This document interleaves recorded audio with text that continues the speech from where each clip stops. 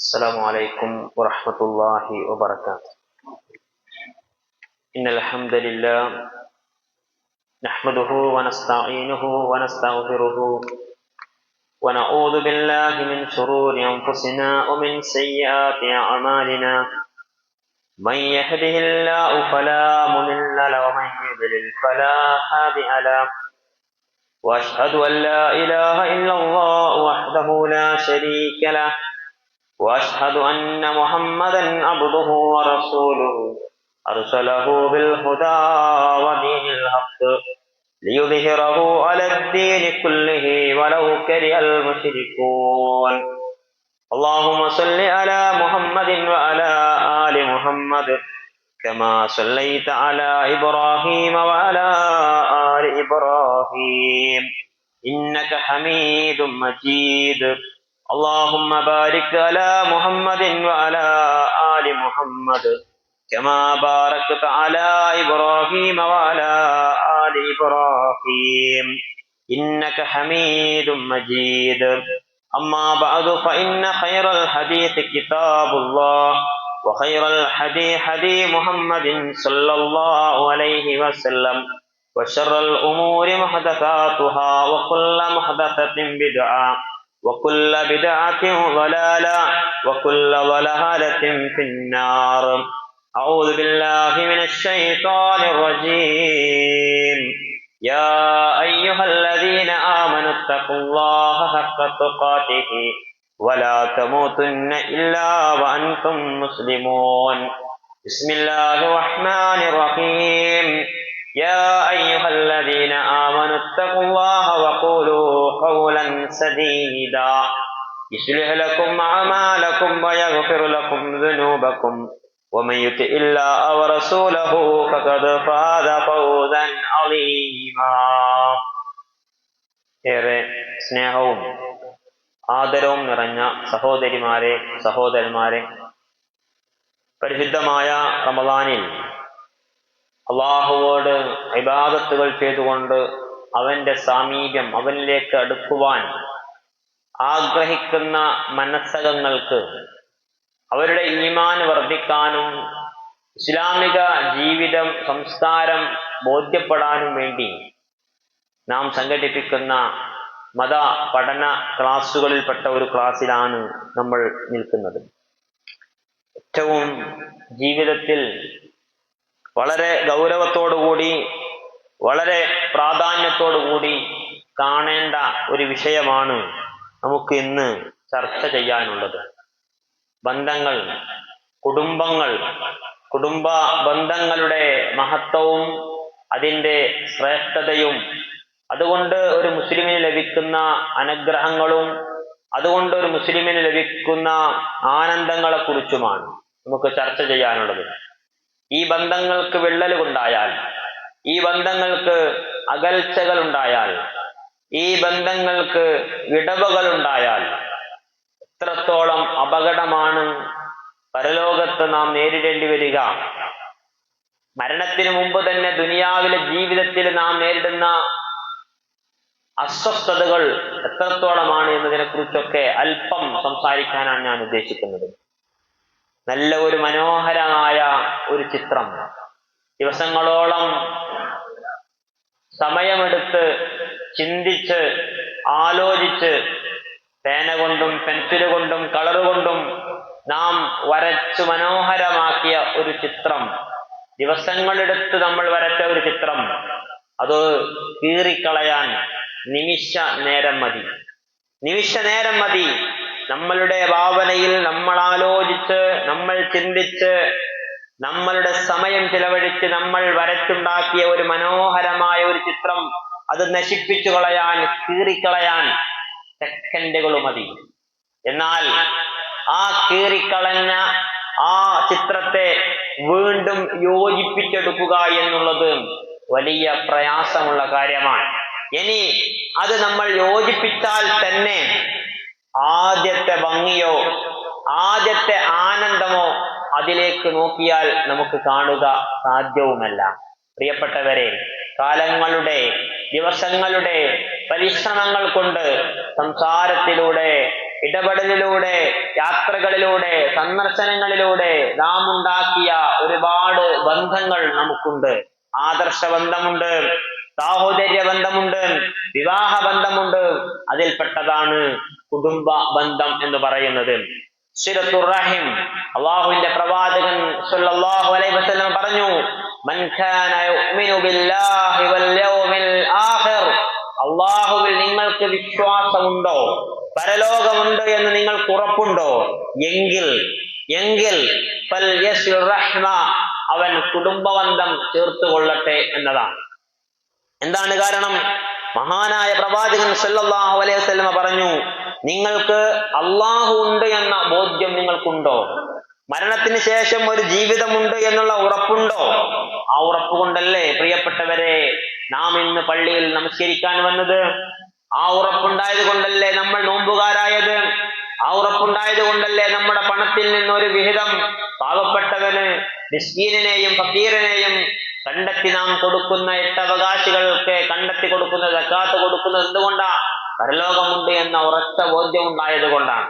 എങ്കിൽ ആ ഒരു ബോധവും നിങ്ങൾക്കുണ്ടെങ്കിൽ നിങ്ങൾ ഓരോരുത്തരും നിങ്ങളുടെ ബന്ധങ്ങൾ ചേർക്കണം എന്നാണ്. നോക്കൂ, നിങ്ങൾ ഇന്ന് ഏറ്റവും കൂടുതൽ വെല്ലുവിളി നേരിടുന്ന ഒരു വിഷയമാണ് കുടുംബ ബന്ധം എന്ന് പറയുന്നത്. കുടുംബ ബന്ധം ഉണ്ടാകുന്നത് ഏത് രൂപത്തിലാണ്? വൈവാഹിക ജീവിതങ്ങളിലൂടെയാണ് യഥാർത്ഥത്തിൽ കുടുംബങ്ങൾ തമ്മിൽ ബന്ധപ്പെടുന്നത്. ഒരു പരിചയവുമില്ലാത്ത രണ്ടാളുകൾ പരസ്പരം വിവാഹിതരാകുമ്പോ ഒരു പരിചയവുമില്ലാത്ത ഒരുപാട് ആളുകൾ തമ്മിൽ കുടുംബമായി മാറുകയാണ്. ഒരുപാട് പ്രദേശങ്ങൾ തമ്മിൽ, മഹല്ലുകൾ തമ്മിൽ, നാടുകൾ തമ്മിൽ, ഗ്രാമങ്ങൾ തമ്മിൽ, പഞ്ചായത്തുകൾ തമ്മിലൊക്കെ വല്ലാത്ത ബന്ധം രണ്ടാളുകളുടെ വിവാഹം കൊണ്ട് നടക്കുകയാണ്. അതുകൊണ്ട് തന്നെയാണ് വിവാഹത്തിന് അല്ലാഹു സുബ്ഹാനഹു വ തആല അത്രയും മഹത്വം കൊടുത്തിട്ടുള്ളത്. ആ വിവാഹ ബന്ധങ്ങൾ ഇന്നൊരു തമാശയായിരിക്കുകയാണ്, ഇന്നൊരു കളിയായി മാറുകയാണ്. കഴിഞ്ഞ ദിവസം ഒരു അമുസ്ലിമായ ഒരു സ്ത്രീ സംസാരിക്കുന്നതിനിടയിൽ അവർ പറഞ്ഞു, അവർ ബസ് യാത്ര ചെയ്യുന്നതിനിടയിൽ അവരുടെ മുൻപിൽ ഒരു പെൺകുട്ടി നിൽക്കുകയാണ്. ആ പെൺകുട്ടിയോട് മറ്റേ അതിലെ കൂടെ ഉണ്ടായിരുന്ന സഹയാത്രികയായ, സഹപാഠിയായ, അതല്ലെങ്കിൽ കൂട്ടുകാരിയായ അവളുടെ കൂട്ടുകാരി ചോദിച്ച വർത്തമാനത്തിനിടയിൽ അവളുടെ ഭർത്താവിനെ കുറിച്ചാണ് പറയുന്നത്. ആ ഭർത്താവ് സമ്മതിപ്പിക്കുമോ അല്ലെങ്കിൽ ഭർത്താവ് അനുവാദം തരുമോ എന്നൊക്കെ ചോദിക്കുന്ന ഒരു വർത്തമാനം. ആ സാഹചര്യത്തിൽ ആ പെൺകുട്ടി തിരിച്ചു പറയുന്ന മറുപടി, ഭർത്താവ് സമ്മതിച്ചില്ല എങ്കിൽ ഞാനിങ്ങ് പോരും, അപ്പോൾ വിവാഹം വേണ്ട എന്ന് വെക്കും. എത്ര നിസ്സാരമായിട്ടാണ് മാഷേ നിങ്ങളുടെ സമുദായത്തിലെ ആളുകൾ ഇപ്പോൾ വിവാഹത്തെ കാണുന്നത് എന്നാണ് ആ സ്ത്രീയുടെ ചോദ്യം. ഞാൻ ചോദിക്കുന്നത്,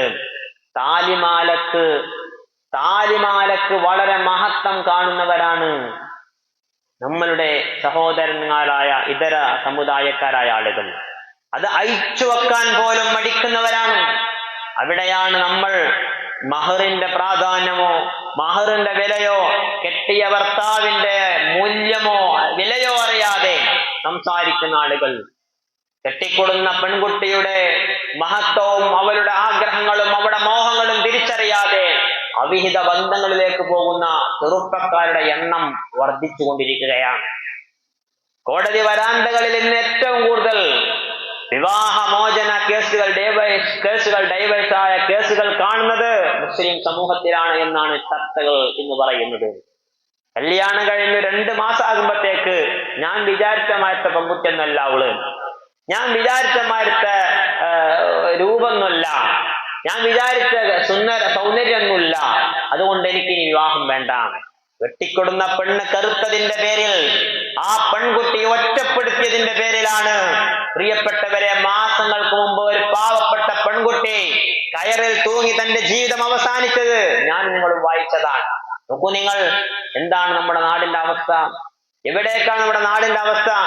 കെട്ടിക്കൊടുന്ന പെൺകുട്ടി ആ ഭർത്താവിന്റെ വീട്ടുകാരുടെയോ ഭർത്താവിന്റെ വിലയോ അറിയാതെ ഏതെങ്കിലും കാലഘട്ടങ്ങളിൽ തന്റെ കൂടെ പഠിച്ച ഒരു ആൺകുട്ടിയുമായി ബന്ധമുണ്ടാക്കുകയും ആ ബന്ധം വലുതാവുകയും ഭർത്താവിനെയും ഭർത്താവിന്റെ വീട്ടുകാരെയും കബളിപ്പിച്ച് ചതിച്ചുകൊണ്ട് ഇന്നലകളിൽ കണ്ടവന്റെ പിറകെ പോകുന്ന പെൺകുട്ടികളെ എണ്ണം വർദ്ധിച്ചു എന്ന് പറഞ്ഞാൽ ആർക്കാണ് അതിനെ നിഷേധിക്കാൻ കഴിയുക? ബന്ധങ്ങൾ അതുമൂലം തകരുകയല്ലേ? വിവാഹങ്ങളിലൂടെ നടന്ന് പരസ്പരം സലാം പറഞ്ഞ് പരസ്പരം ഒന്നിച്ചിരുന്ന് ഭക്ഷണം കഴിച്ച് നല്ല വർത്തമാനങ്ങൾ പറഞ്ഞ ആളുകൾ പിന്നീട് പള്ളികളിലേക്കും മറ്റു ചർച്ചകളിലേക്കും വരുമ്പോ ഇല്ലാത്ത വിഷയങ്ങളിൽ, ഉണ്ടായാൻ സാധ്യതയില്ലാത്ത വിഷയങ്ങൾ തമ്മിൽ തർക്കങ്ങളുണ്ടായി, വഴക്കുകളുണ്ടായി, പരസ്പരം മനസ്സുകൾ തമ്മിൽ അകന്നു പോകുന്ന കാര്യങ്ങൾ വർദ്ധിച്ചു വരികയാണ്.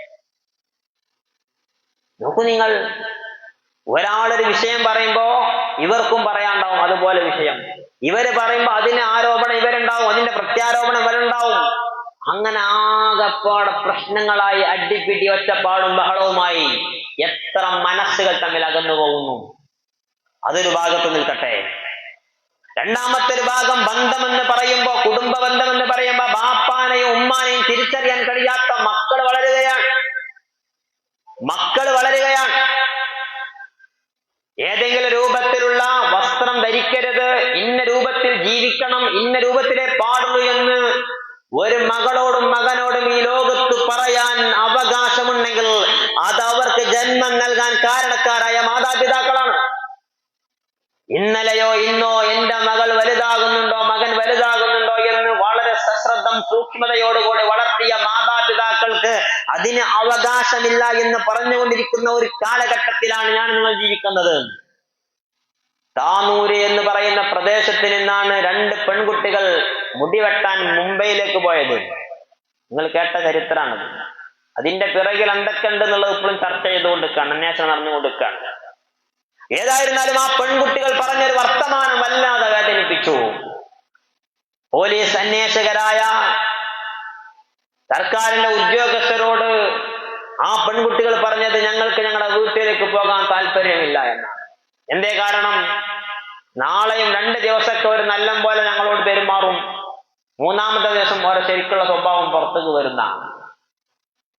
ആ വാപ്പയും ഉമ്മയും മക്കളോട് എങ്ങനെ പെരുമാറുന്നുള്ള വിഷയം അവിടെ മറ്റൊരു തലത്തിൽ നിൽക്കട്ടെ. സ്വന്തം ബാപ്പാനെയും ഉമ്മാനെയും തള്ളിപ്പറയുന്ന ഒരു കാലഘട്ടത്തിലേക്ക് നമ്മുടെ സമൂഹം മാറി. ആ മക്കളെ വെറുക്കാൻ ആ ഉമ്മാക്ക് കഴിയൂല.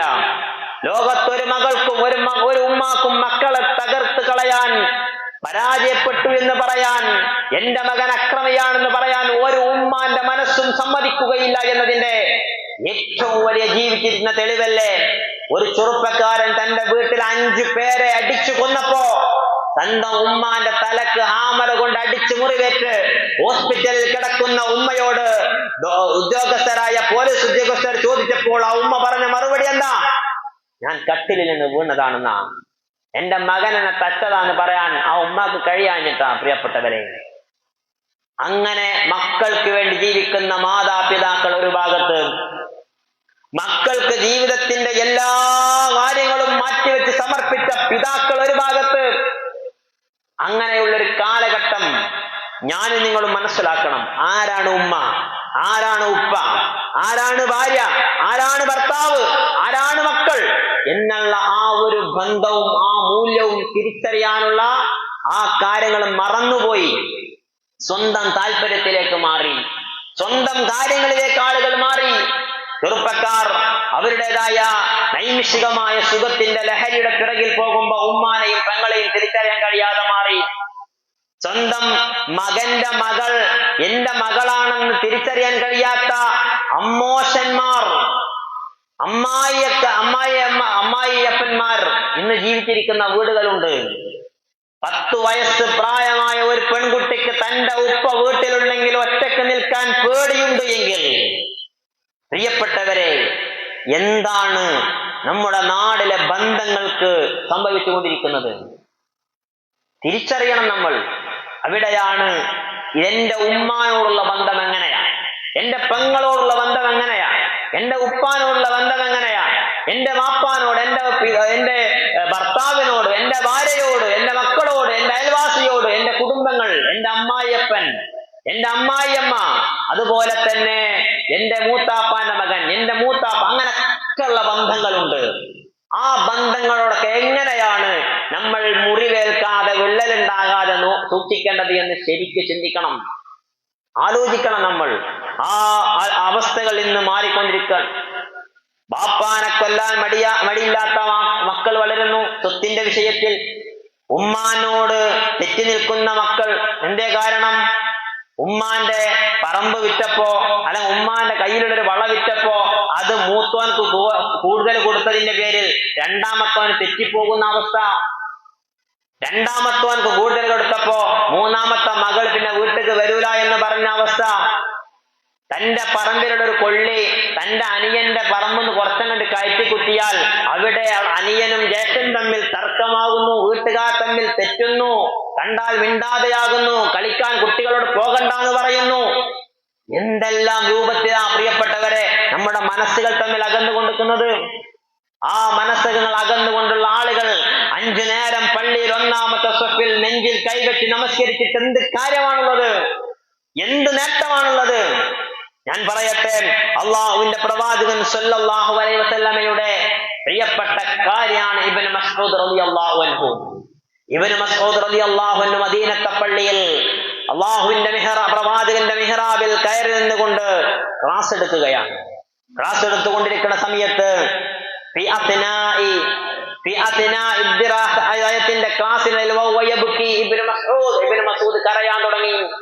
ഇബ്നു മസ്ഊദ് റളിയല്ലാഹു അൻഹു ഇങ്ങനെ കരയാൻ തുടങ്ങിയപ്പോ അവിടെയുണ്ടായിരുന്ന ദൗറയിൽ പങ്കെടുത്ത സ്വഹാബികൾ ചോദിച്ചു, ഇബ്നു മസ്ഊദ് അങ്ങെന്തിനാണ് കരയുന്നത്, അങ്ങെന്തിനാണ് കരയുന്നത് എന്ന് ചോദിച്ചപ്പോ അള്ളാഹുവിന്റെ പ്രവാചകന്റെ പള്ളിയിൽ ക്ലാസ് എടുത്തുകൊണ്ടിരിക്കുന്ന ഇബ്നു മസ്ഊദ് റളിയല്ലാഹു അൻഹു പറഞ്ഞ മറുപടി ഞാൻ കേട്ടിട്ടുണ്ട്, അള്ളാഹിന്റെ പ്രവാചകൻ പറയുന്നത് ഞാൻ കേട്ടിട്ടുണ്ട്. എന്താണെന്നറിയോ കേട്ടത്? പ്രിയപ്പെട്ടവരെ, ആരെങ്കിലും നിങ്ങളുടെ വർത്തമാനങ്ങൾ കൊണ്ടോ ഇടപാടുകൾ കൊണ്ടോ ഇടപെടലുകൾ കൊണ്ടോ നിങ്ങളുടെ ഏതെങ്കിലും ഒരു ജീവിത രീതികൾ കൊണ്ടോ ഏതെങ്കിലും തമ്മിൽ മനസ്സകങ്ങൾ തമ്മിൽ തെറ്റിപ്പിച്ച ആരെങ്കിലും ഈ സദസ്സിലുണ്ടെങ്കിൽ, അക്ഷരാർത്ഥത്തിൽ പറഞ്ഞാൽ വ്യക്തമായി പറഞ്ഞാൽ കുടുംബബന്ധം വിച്ഛേദിച്ച കുടുംബബന്ധം മുറിച്ച ആരെങ്കിലും ഈ സദസ്സിലുണ്ടെങ്കിൽ എത്രയും പെട്ടെന്ന് നീട്ടി ഇവിടെ നിന്ന് പുറത്തു പോകണം. അൻസ്വാരിയായ ഇബ്നു മസ്ഊദ് റളിയല്ലാഹു അൻഹു പറയാ, പ്രിയപ്പെട്ടവരെ, ഒരു സദസ്സിൽ കുടുംബബന്ധം മുറിച്ച ഒരാളുണ്ടെങ്കിൽ അള്ളാഹുവിന്റെ മലക്കുകൾ ആ സദസ്സിലേക്ക് ഇറങ്ങുകയില്ല. അത്രത്തോളം അപകടമാണ് കുടുംബബന്ധം മുറിച്ചവനോട് അള്ളാഹു സുബ്ഹാനഹു വ തആല സ്വീകരിച്ചിട്ടുള്ള സമീപനം. റഹ്മത്തെരിയുന്ന അള്ളാഹുവിന്റെ പ്രവാചകൻ പഠിപ്പിച്ചല്ലോ, ഇസ്ലാമികമായ ഒരു പ്രബോധന, ഒരു സംഘടന, ഒരു സ്ഥാപനത്തിന്റെ അതല്ലെങ്കിൽ ഒരു മതപഠന ക്ലാസ്സിലേക്ക് സക്കീനത്തിറങ്ങുന്ന, സമാധാനമേറുന്ന മാലാഖമാരിറങ്ങുമെന്നാണ്. ആ മാലാഖമാരിറങ്ങുന്നത് എന്തിനാ? ആ ക്ലാസ്സിൽ പങ്കെടുക്കുന്ന ആളുകൾക്ക് പാപങ്ങൾ പൊറുത്തു കൊടുക്കാൻ നിരന്തരം പ്രാർത്ഥിച്ചുകൊണ്ടിരിക്കും. ഏതുവരെ? ആ ക്ലാസ് കഴിയുന്നത് വരെ. അല്ലദീന യതദാറസൂന ബൈനഹും, അള്ളാഹുവിന്റെ പ്രവാചകൻ പഠിപ്പിച്ച ഹദീസുകളും ഖുർആൻ പറ്റി പറയുന്ന ഒരു സദസ്സിലേക്ക് ഇല്ലാ നസലത് അലൈഹിമുസ് സഖീന വഗശിയതുഹുർ റഹ്മ വഗഫതഹുൽ മലായിക, അവർക്ക് സമാധാനം ഇറങ്ങും, അവർക്ക് കാരുണ്യമുണ്ടാകും, അവർ മലക്കുകളാൽ ആവരണം ചെയ്തിട്ട് ആ മലക്കുകൾ അള്ളാഹിനോട് പ്രാർത്ഥിക്കുമെന്നാണ്. എന്താ മലക്കൾ പ്രാർത്ഥിക്കുന്നത്? ആ സദസ്സ് കഴിയുന്നത് വരെ ആ സദസ്സിൽ പങ്കെടുത്ത മുഅ്മിനീകൾക്ക്, സത്യവിശ്വാസികൾക്ക്, സത്യവിശ്വാസിനികൾക്ക് പാപങ്ങൾ പുറത്തു കൊടുക്ക റബ്ബേ എന്ന് അള്ളാഹിനോട് പ്രാർത്ഥിക്കുന്നവരാണ് മലക്കുകൾ. യഅലമു, നിങ്ങൾ അറിയണം അന്ന ദുആ അൽ മലായികതി മുജാബുൻ, മലക്കുകളുടെ പ്രാർത്ഥന നിസ്സാരമല്ല. മലക്കുകളുടെ പ്രാർത്ഥന എന്ന് പറയുന്നത് ആ നിലക്ക് തന്നെ ഉത്തരം ലഭിക്കുന്നതാണ്. ഒരിക്കലും അല്ലാഹു സുബ്ഹാനഹു വ തആല മലക്കുകളുടെ പ്രാർത്ഥന തട്ടിക്കളയൂല.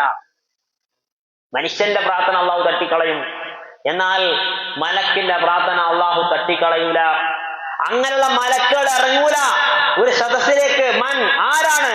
അവിടെ റഹിം, കുടുംബബന്ധം മുറിച്ചവൻ ആരെങ്കിലും ഉണ്ടെങ്കിൽ ആ മലക്കുകൾ അങ്ങോട്ട് ഇറങ്ങുകയില്ല. മാത്രമാണോ പ്രിയപ്പെട്ടവരെ, അള്ളാഹുവിന്റെ പ്രവാചകൻ സല്ലല്ലാഹു അലൈഹി വസല്ലമ പഠിപ്പിച്ചല്ലോ, നിങ്ങളുടെ ജീവിതത്തിലെ ഓരോ കർമ്മങ്ങളെ കുറിച്ചും മഹാനായ പ്രവാചകൻ സല്ലല്ലാഹു അലൈഹി വസല്ലം പറഞ്ഞു, നിങ്ങളുടെ അമലുകൾ അള്ളാഹു സുബ്ഹാനഹു വ തആല സ്വീകരിക്കുകയില്ല.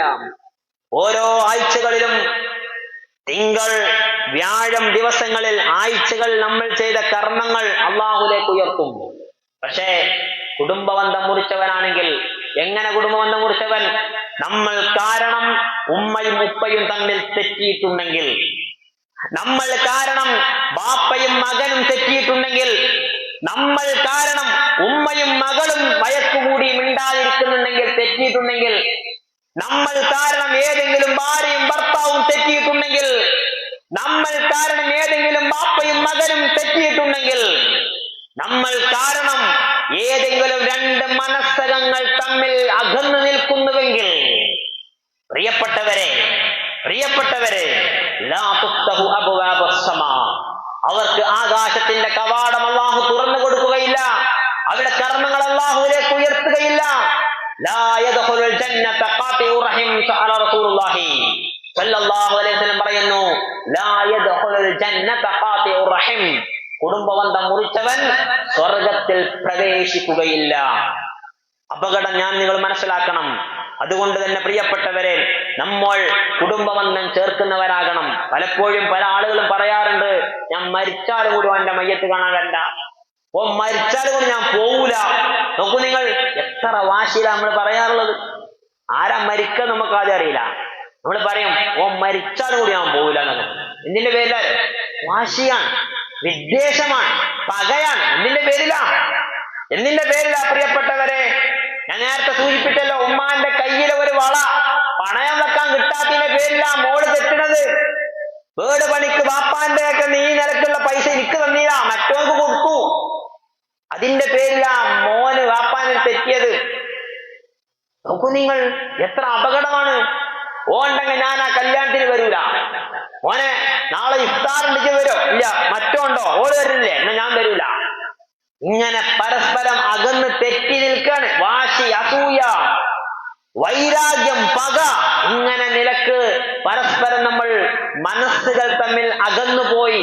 പക്ഷേ ഈ വാശിയും ഈ വൈരാഗ്യവും ഈ പകയും ഒക്കെ ഉണ്ടല്ലോ, ഇതൊക്കെ മരിക്കണ വരെ ഉണ്ടാവുള്ളൂ. മരിച്ചു കഴിഞ്ഞാൽ ഈ പറഞ്ഞ ആളുകൾ തന്നെയാണ് നമുക്ക് വേണ്ടി പ്രാർത്ഥിക്കാനുള്ളത്. അറിയോ നിങ്ങൾക്ക്, നാട്ടിൽ ആരെങ്കിലും പ്രാർത്ഥിക്കുന്നത് പോലല്ല നമ്മളുടെ മയ്യത്തിന്റെ അടുത്ത് വന്ന് നമ്മുടെ ബന്ധുമിത്രാദികൾ പ്രാർത്ഥിക്കുന്നത്. ഒരു ബാപ്പാന്റെ മയ്യത്തിന്റെ അടുത്ത് വന്ന് ഏതെങ്കിലും ഒരാള് പ്രാർത്ഥിക്കുന്നത് പോലല്ല ഒരു മകൻ പ്രാർത്ഥിക്കുന്നത്. ഒരു മകന് വേണ്ടി ഏതെങ്കിലും ഒരു സ്ത്രീ പ്രാർത്ഥിക്കുന്നത് പോലെയല്ല സ്വന്തം ഉമ്മ പ്രാർത്ഥിക്കുന്നത്. നമ്മൾ അറിയണം. ആ മൂല്യവും ആ വാല്യവും ആ വിലയും അറിയാതെ അല്പനേരത്തെ സുഖത്തിന് വേണ്ടി പരസ്പരം തെറ്റി നിൽക്കാൻ പലപ്പോഴും എനിക്ക് പറയാതിരിക്കാൻ നിവർത്തിയില്ല. പലപ്പോഴും പല വിഷയങ്ങളിലും ഇടപെടുകയും സംസാരിക്കുകയും ആ നിലക്ക് പല ആളുകളും വന്ന് സംസാരിച്ചതിന്റെ പേരിൽ ഞാൻ പറയട്ടെ, പല ചെറുപ്പക്കാരും ഇന്ന് ഭ്രാന്തന്മാരായിക്കൊണ്ടിരിക്കുകയാണ്. എങ്ങനെയുള്ള ചെറുപ്പക്കാർ, എങ്ങനെയുള്ള യുവാക്കൾ, വിവാഹം കഴിച്ച യുവാക്കൾ, അവർ ഭ്രാന്താകുന്നത് അവരറിഞ്ഞിട്ടില്ല, വീട്ടുകാരറിഞ്ഞിട്ടില്ല, നാട്ടുകാരറിഞ്ഞിട്ടില്ല. പക്ഷെ അവർ മാനസിക രോഗികളാവുകയാണ്. എന്തിന്റെ പേരിലാണെന്നോ? എപ്പോ മുതലാണെന്നോ? കല്യാണം കഴിച്ചത് മുതലാണ്. കല്യാണം കഴിച്ചത് മുതൽ ചില ആളുകൾ, ചില ചെറുപ്പക്കാർ, ഏകദേശം 99% യുവാക്കളും ഇന്ന് മാനസിക രോഗികളായി മാറിക്കൊണ്ടിരിക്കുന്നു എന്നാണ് ചർച്ച. എന്താ കാരണം? ഒരു ഭാഗത്ത് ഉമ്മ, ഒരു ഭാഗത്ത് ഭാര്യ. ഉമ്മാനും തെറ്റിക്കാൻ പറ്റൂല, ഭാര്യനും തെറ്റിക്കാൻ കഴിയൂല. ഭാര്യനെ എതിർക്കാൻ കഴിയില്ല, ഉമ്മാനെ എതിർക്കാൻ കഴിയൂല. അങ്ങനെ എന്താ കാട്ടേണ്ടെന്ന് അറിയാതെ വല്ലാത്ത ആശങ്കയിൽ ജീവിക്കുന്ന ആളുകളുണ്ട്. അവരെ നിങ്ങൾക്ക് കാണാം, പാതിര സമയമായാലും അങ്ങാടിയിൽ ഉണ്ടാവും. അവർക്ക് വീട്ടിക്ക് പോവാൻ താല്പര്യം ഉണ്ടാവില്ല. അവർക്ക് ജീവിതം മടുത്തു തുടങ്ങി. എന്താ കാരണം? വീട്ടിൽ ചെല്ലുമ്പോ ഉമ്മാന്റെ കുറ്റപ്പെടുത്തലുകളാണ്. എന്ത് സംഭവിച്ചാലും ഉമ്മാന്റെ കുറ്റപ്പെടുത്തൽ. ഒരു ഭാഗത്ത് അങ്ങനെയാണെങ്കിൽ വീട്ടിലുള്ള എല്ലാ പ്രയാസ പ്രശ്നങ്ങളും തന്റെ കിടപ്പറയിൽ, തന്റെ ചെവിയിൽ പറഞ്ഞുകൊണ്ടിരിക്കുന്ന ഭാര്യ. അങ്ങനെ ഉമ്മാനെ പറ്റിയിട്ട് ഭാര്യ പറയുന്നു, ഭാര്യനെ പറ്റിയിട്ട് ഉമ്മ പറയുന്നു. ഇതിൽ ഏതാണ് ശരി അല്ലെങ്കിൽ ഏതാണ് തെറ്റ് എന്ന് തിരിച്ചറിയാൻ കഴിയാതെ വരികയും, ഇനി ശരിയായാലും തെറ്റായാലും രണ്ടാളോടും മുഖത്ത് നോക്കി ഒരു നിലപാടെടുക്കാൻ കഴിയാതെ പലപ്പോഴും പല ചെറുപ്പക്കാരും ഇന്ന് മാനസിക രോഗികളാകുന്നു എന്ന് എന്റെ ശബ്ദം ശ്രവിക്കുന്ന ഭാര്യമാർ, ഉമ്മമാർ കൃത്യമായി മനസ്സിലാക്കണം. കല്യാണം കഴിച്ചതോടുകൂടി ഒരു യുവാവിനെ സംബന്ധിച്ചിടത്തോളം തന്റെ ഭാര്യ എന്ന് പറയുന്നത് അവന്റെ ഏറ്റവും വിലയുള്ള സാധനമാണ്. ഭാര്യയെ സംബന്ധിച്ചിടത്തോളം ഭർത്താവ് അവളുടെ അത്താണിയാണ്. അവിടെ ഉമ്മാക്ക് പിന്നീട് ഇടപെടലുകൾ കുറയേണ്ടതുണ്ട്. എന്നാൽ ഉമ്മാനോട് മുഖം കറുപ്പിച്ച് ഒരു വർത്തമാനം ഭാര്യയുടെ മുൻപിൽ വെച്ച് ഒരു മകൻ പറയാൻ ഇസ്ലാമികമായി നിഷിദ്ധമാണ്, പാടുമില്ല. അതുകൊണ്ട് കൃത്യമായി പക്വതയോടെ വിവേകത്തോടെ അത് കൈകാര്യം ചെയ്യുന്ന യുവാക്കൾ ഇന്ന് ജീവിതം മുന്നോട്ട് കൊണ്ടുപോവുകയാണ്. നോക്കൂ, നിങ്ങൾ എന്തിനാ ലക്ഷങ്ങൾ ചെലവഴിച്ച് നമ്മുടെ നാട്ടിൽ ഇങ്ങനെ വീടുണ്ടാക്കേണ്ട ആവശ്യം? എന്തിനാണ് ഓരോ 10-35 ലക്ഷം ചെലവഴിച്ച് വീടുകൾ ഇങ്ങനെ ഉണ്ടാക്കേണ്ട ആവശ്യം? എന്താണ്? എന്ത് ലാഭമാണ് ആ വീട് അതുകൊണ്ടുള്ളത്? എന്ത് ലാഭമുള്ളത്? ജീവിതത്തിൽ അധ്വാനിച്ച സകലമാന പണവും ഈ മണ്ണും സിമെന്റും കല്ലുമായിട്ട് മണ്ണ് കൊണ്ട് താത്തുകൾ. എന്തിനാൽ? അല്പം സമാധാനം കിട്ടട്ടെ എന്ന നിലക്കാണ്. ആ വീട്ടിൽ നിന്ന് മാറി ഇങ്ങോട്ട് വന്നാൽ മാറും എന്ന നിലക്കാണ് പലരും വീട് മാറുന്നത്. ഈ അമ്മായിയമ്മ പോരും, ഈ നാത്തൂൻ പോരും, ഈ മരോളുടെ പോരും കുഞ്ചും ഇതൊക്കെ വെച്ചിട്ട് ആളുകളാകെ മാനസികമായി തകരാണ്. അപ്പോ ഉള്ള ബന്ധം നിലനിൽക്കാൻ ഒരു വീടുണ്ടാക്കുക എന്നുള്ളതാണ് പലപ്പോഴും പല ആളുകൾ പോകുന്നത്. ഞാൻ ഇത് പറഞ്ഞെന്താരോ, നമ്മുടെ ബന്ധങ്ങൾ അത് നല്ല രൂപത്തിലാണെങ്കിൽ, നല്ല ബന്ധമാണെങ്കിൽ നമുക്ക് നാളെ വിജയമുണ്ട്. എങ്ങനെയാണ് ഇസ്ലാമികമായി ബന്ധം നമ്മൾ ചേർക്കേണ്ടത്? അതിന്റെ ഗൗരവമാണ് നമ്മൾ തിരിച്ചറിയേണ്ടത്. തെറ്റി നിൽക്കുന്നവനോട് എങ്ങനെയാണ് നമ്മൾ ബന്ധം ചുമർത്തേണ്ടത്? അല്ലാഹുവിന്റെ റസൂൽ പറഞ്ഞു, ലൈസൽ വാസിലു ബിൽ മഖാഫി വലാകിന്നൽ വാസിലു അല്ലദീ ഇദാ ഖതഅത റഹിമഹു വസലഹ. നമ്മോട് ഉപകാരം ചെയ്യുന്നവനല്ല കുടുംബബന്ധം ചേർക്കുന്നവൻ എന്ന് പറയുന്നത്. നമ്മളെ വീട്ടിലേക്ക് ബിരിയാണി കൊണ്ടുവരുന്ന, നമ്മളെ വീട്ടിലേക്ക് ഇഫ്താറിന്റെ വിഭവങ്ങൾ കൊണ്ടുവരുന്ന, നമ്മളെ വീട്ടിലേക്ക് എന്തെങ്കിലും സാധനം കൊണ്ടുവരുന്നവനല്ല യഥാർത്ഥത്തിൽ ബന്ധം ചേർക്കുന്നവൻ എന്ന് പറഞ്ഞാൽ. അത് വേണം. ബന്ധം ചേർക്കുക എന്ന് പറഞ്ഞാൽ എന്താണ്? വലാകിന്നൽ വാസിൽ അല്ലദീ ഇദാ ഖതഅത റഹിമഹു വസലഹ. അതെ, നമ്മോട് ബന്ധം മുറിച്ചു, നമ്മോട് തെറ്റി, നമ്മോട് അകന്നു, നമ്മോട് പ്രശ്നമുണ്ടായി, അങ്ങനെയുള്ള ആളുകളോട് നാം അങ്ങോട്ട് ചെന്ന് ബന്ധം ചേർക്കണം, അങ്ങോട്ട് സലാം പറയണം, അങ്ങോട്ട് ചെന്ന് ബന്ധം നമ്മൾ ഉണ്ടാക്കണം.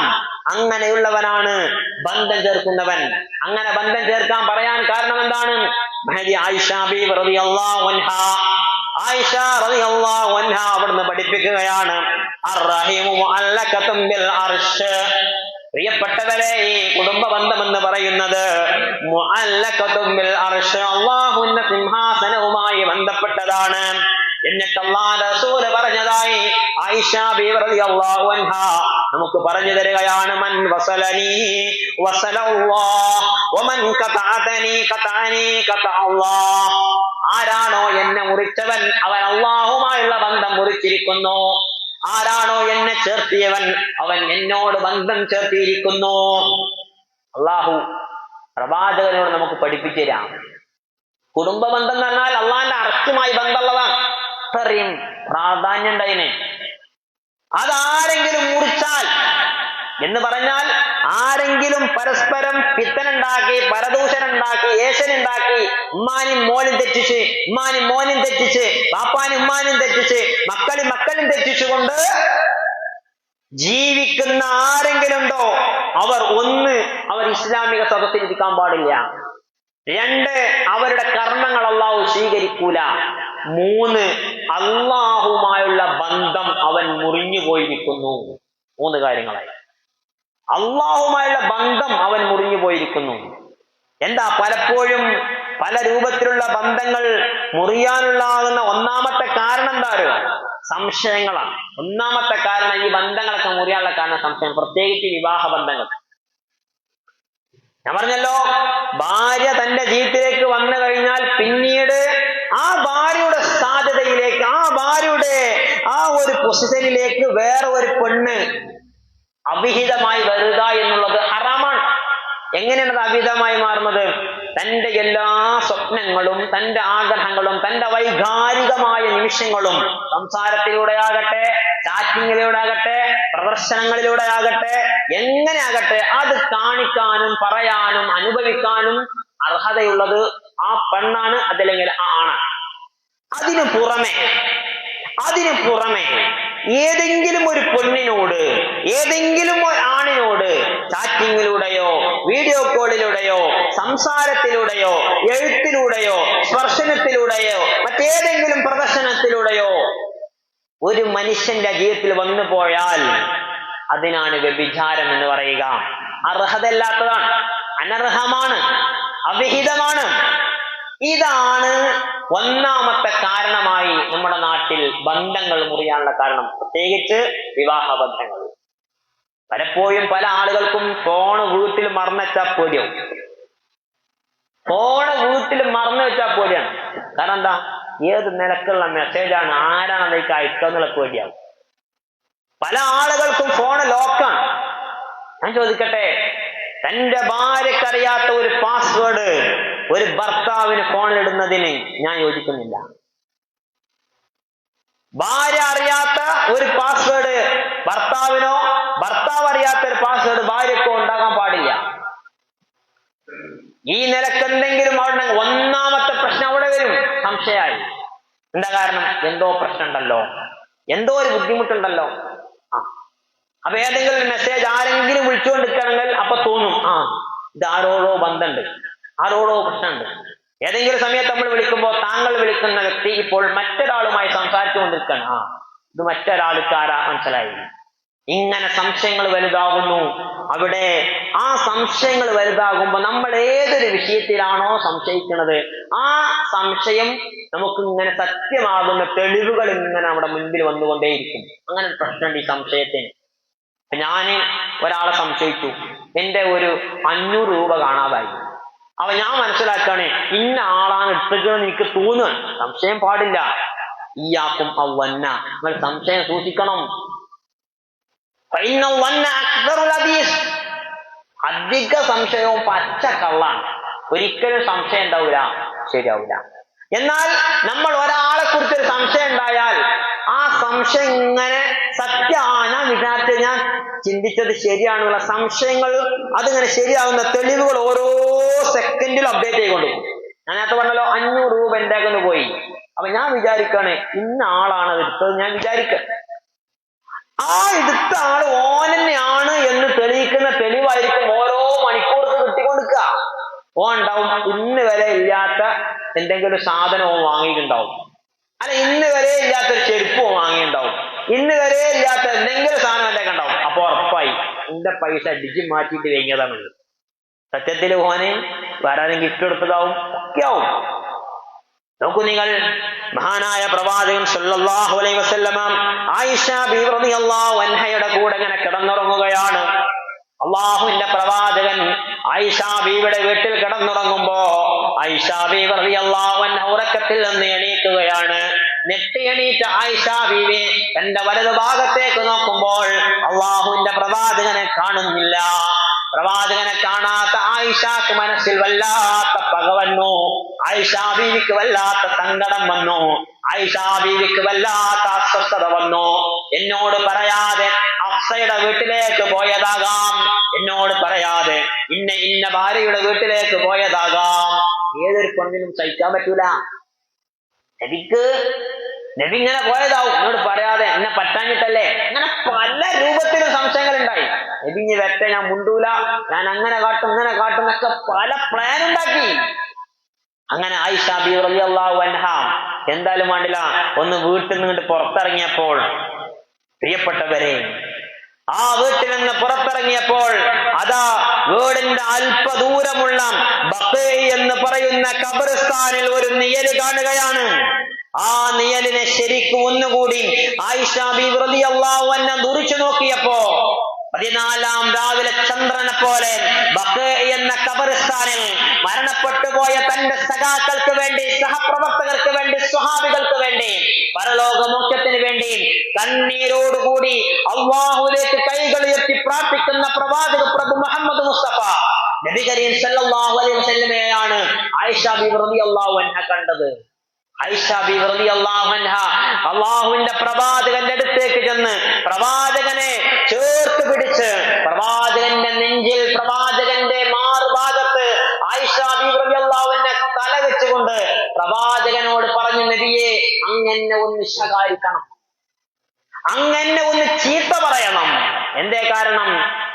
അങ്ങയെക്കുറിച്ച് ഞാൻ എന്തൊക്കെയാ ചിന്തിച്ചത്, അങ്ങയെക്കുറിച്ച് ഞാൻ എന്തൊക്കെയാ ആലോചിച്ചത്, പാടില്ലായിരുന്നു. അവിടെയാണ് ആയിഷ ബീവി റളിയല്ലാഹു അൻഹയോട് പ്രവാചകൻ പഠിപ്പിച്ച വളരെ സുന്ദരമായ ഒരു സാരോപദേശം. അത് നമ്മുടെ ജീവിതത്തിൽ നമ്മൾ പ്രാവർത്തികമാക്കിയാൽ നമ്മുടെ ബന്ധങ്ങളിൽ വിള്ളലുകൾ ഉണ്ടെങ്കിൽ അതിന് കുമ്മായമിട്ട് മറച്ചു വെക്കാനും ചേർത്ത് വെട്ടിച്ചു വെക്കാനും നമുക്ക് കഴിയുന്ന അതീവ സുന്ദരമായ മന്ത്രം, അതീവ സുന്ദരമായ സാരോപദേശം പ്രവാചകൻ സല്ലല്ലാഹു അലൈഹി വസല്ലം ആയിഷയോട് പറഞ്ഞു. ആയിഷ, ഹുസ്നുൽ വന്നി മിൻ ഹുസ്നിൽ ഇബാദ, ഹുസ്നുൽ വന്നി മിൻ ഹുസ്നിൽ ഇബാദ. മോളെ ആയിഷ, നല്ല നല്ല സംശയങ്ങൾ, നല്ല നല്ല ചിന്തകൾ, നമസ്കരിക്കുന്നത് പോലെ, നോമ്പ് നോൽക്കുന്നത് പോലെ, സകാത്ത് കൊടുക്കുന്നത് പോലെ ഒരു ഇബാദത്താണ് ആയിഷ.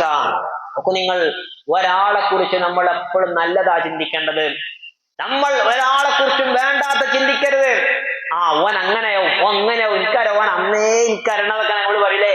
ഒരാളെ പറ്റി എന്തെങ്കിലും കേട്ടോക്കണ്ട, നിങ്ങൾക്ക് ഇപ്പോഴും അറിയോളും, എനിക്കൊക്കെ അവന്റെ കോലം കണ്ടെന്ന് എനിക്കറിയാം, അവനൊക്കെ എന്തേലും ഇപ്പൊ സാധനം നമ്മളെ പറഞ്ഞാണ്ട് പ്രചരിപ്പിക്കുകയും ചെയ്യും.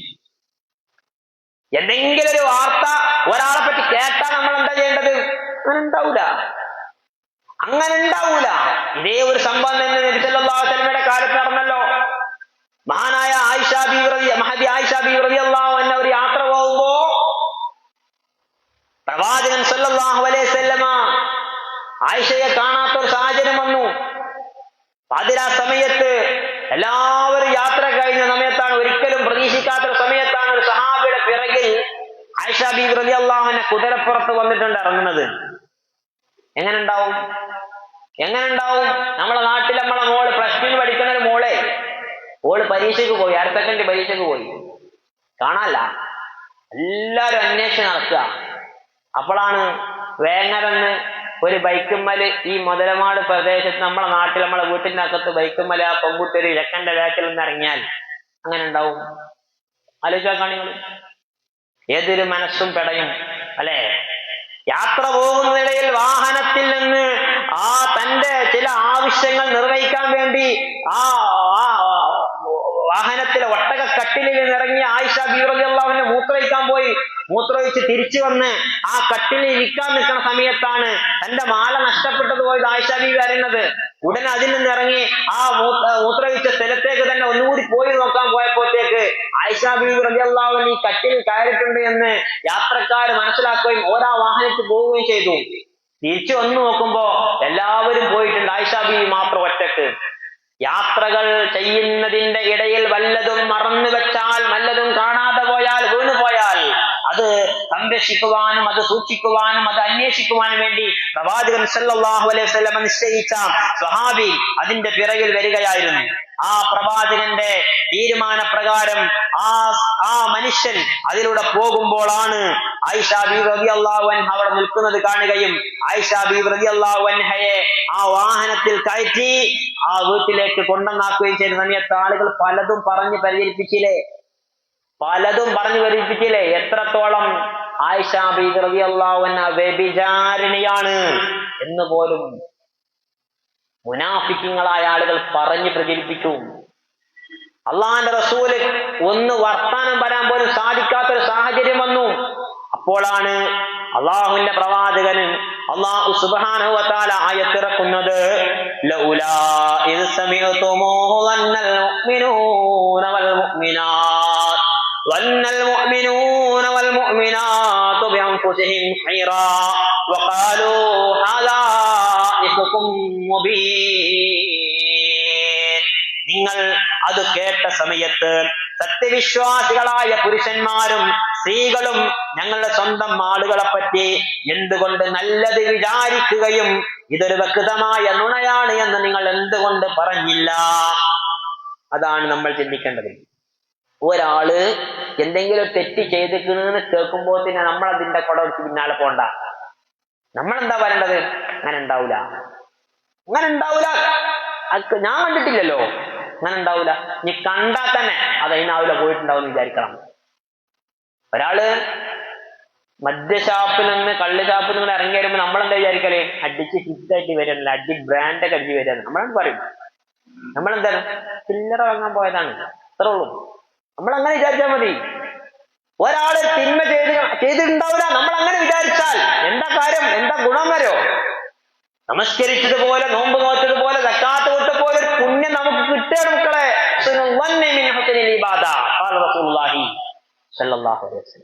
അപ്പോ ഈ സംശയങ്ങൾ കേട്ടതെല്ലാം വിശ്വസിക്കാനുള്ളതല്ല, കണ്ടതെല്ലാം പറഞ്ഞ് പ്രചരിപ്പിക്കാനുള്ളതല്ല എന്ന് നമ്മുടെ മനസ്സിൽ നമ്മൾ പറഞ്ഞു പഠിപ്പിച്ചാൽ, ഈ ഒരു വിശ്വാസം നമ്മുടെ മനസ്സിലേക്ക് കടന്നു വന്നാൽ ബന്ധങ്ങളിൽ ഒന്നാമത്തെ പ്രശ്നം തീരും. അതുകൊണ്ട് തന്നെ സംശയങ്ങൾ ഒഴിവാക്കുക എന്നുള്ളതാണ്. രണ്ടാമത്തെ ഒരു വിഷയം എന്താണെന്നറിയോ? അള്ളാഹുവിന്റെ പ്രവാചകൻ സല്ലല്ലാഹു അലൈഹി വസല്ലം പറഞ്ഞു, നിങ്ങളുടെ ബന്ധങ്ങളെ നിങ്ങൾ വളരെ കരുതലോടുകൂടി, വളരെ ജാഗ്രതയോടുകൂടിയാണ് നിങ്ങൾ കാണേണ്ടത്. കാരണം അള്ളാഹുവിന്റെ പ്രവാചകൻ പറഞ്ഞത് ഇത് നിങ്ങളുടെ സ്വർഗത്തെ തീരുമാനിക്കുന്ന വിഷയമാണ്. അതുകൊണ്ടാണ് നിങ്ങൾ കുടുംബബന്ധം ചേർത്തിക്കൊണ്ടേയിരിക്കണം. മാത്രമല്ല മഹാനായ പ്രവാചകൻ സല്ലല്ലാഹു അലൈഹി വസല്ലം പറഞ്ഞു, നിങ്ങൾ കുടുംബബന്ധം ചേർത്തുന്നവരാണോ നിങ്ങൾക്ക് അല്ലാഹു സുബ്ഹാനഹു വ തആല ആയുസ് വർദ്ധിപ്പിക്കും. നിങ്ങൾ കുടുംബബന്ധം ചേർത്തവരാണോ നിങ്ങളുടെ ഉപജീവന മാർഗത്തിൽ അല്ലാഹു സുബ്ഹാനഹു വ തആല നിങ്ങൾക്ക് വിശാലത നൽകും. മാത്രമല്ല പ്രിയപ്പെട്ടവരെ, നിങ്ങളുടെ പാപങ്ങൾ അല്ലാഹു സുബ്ഹാനഹു വ തആല നിങ്ങൾക്ക് പുറത്തു തരും.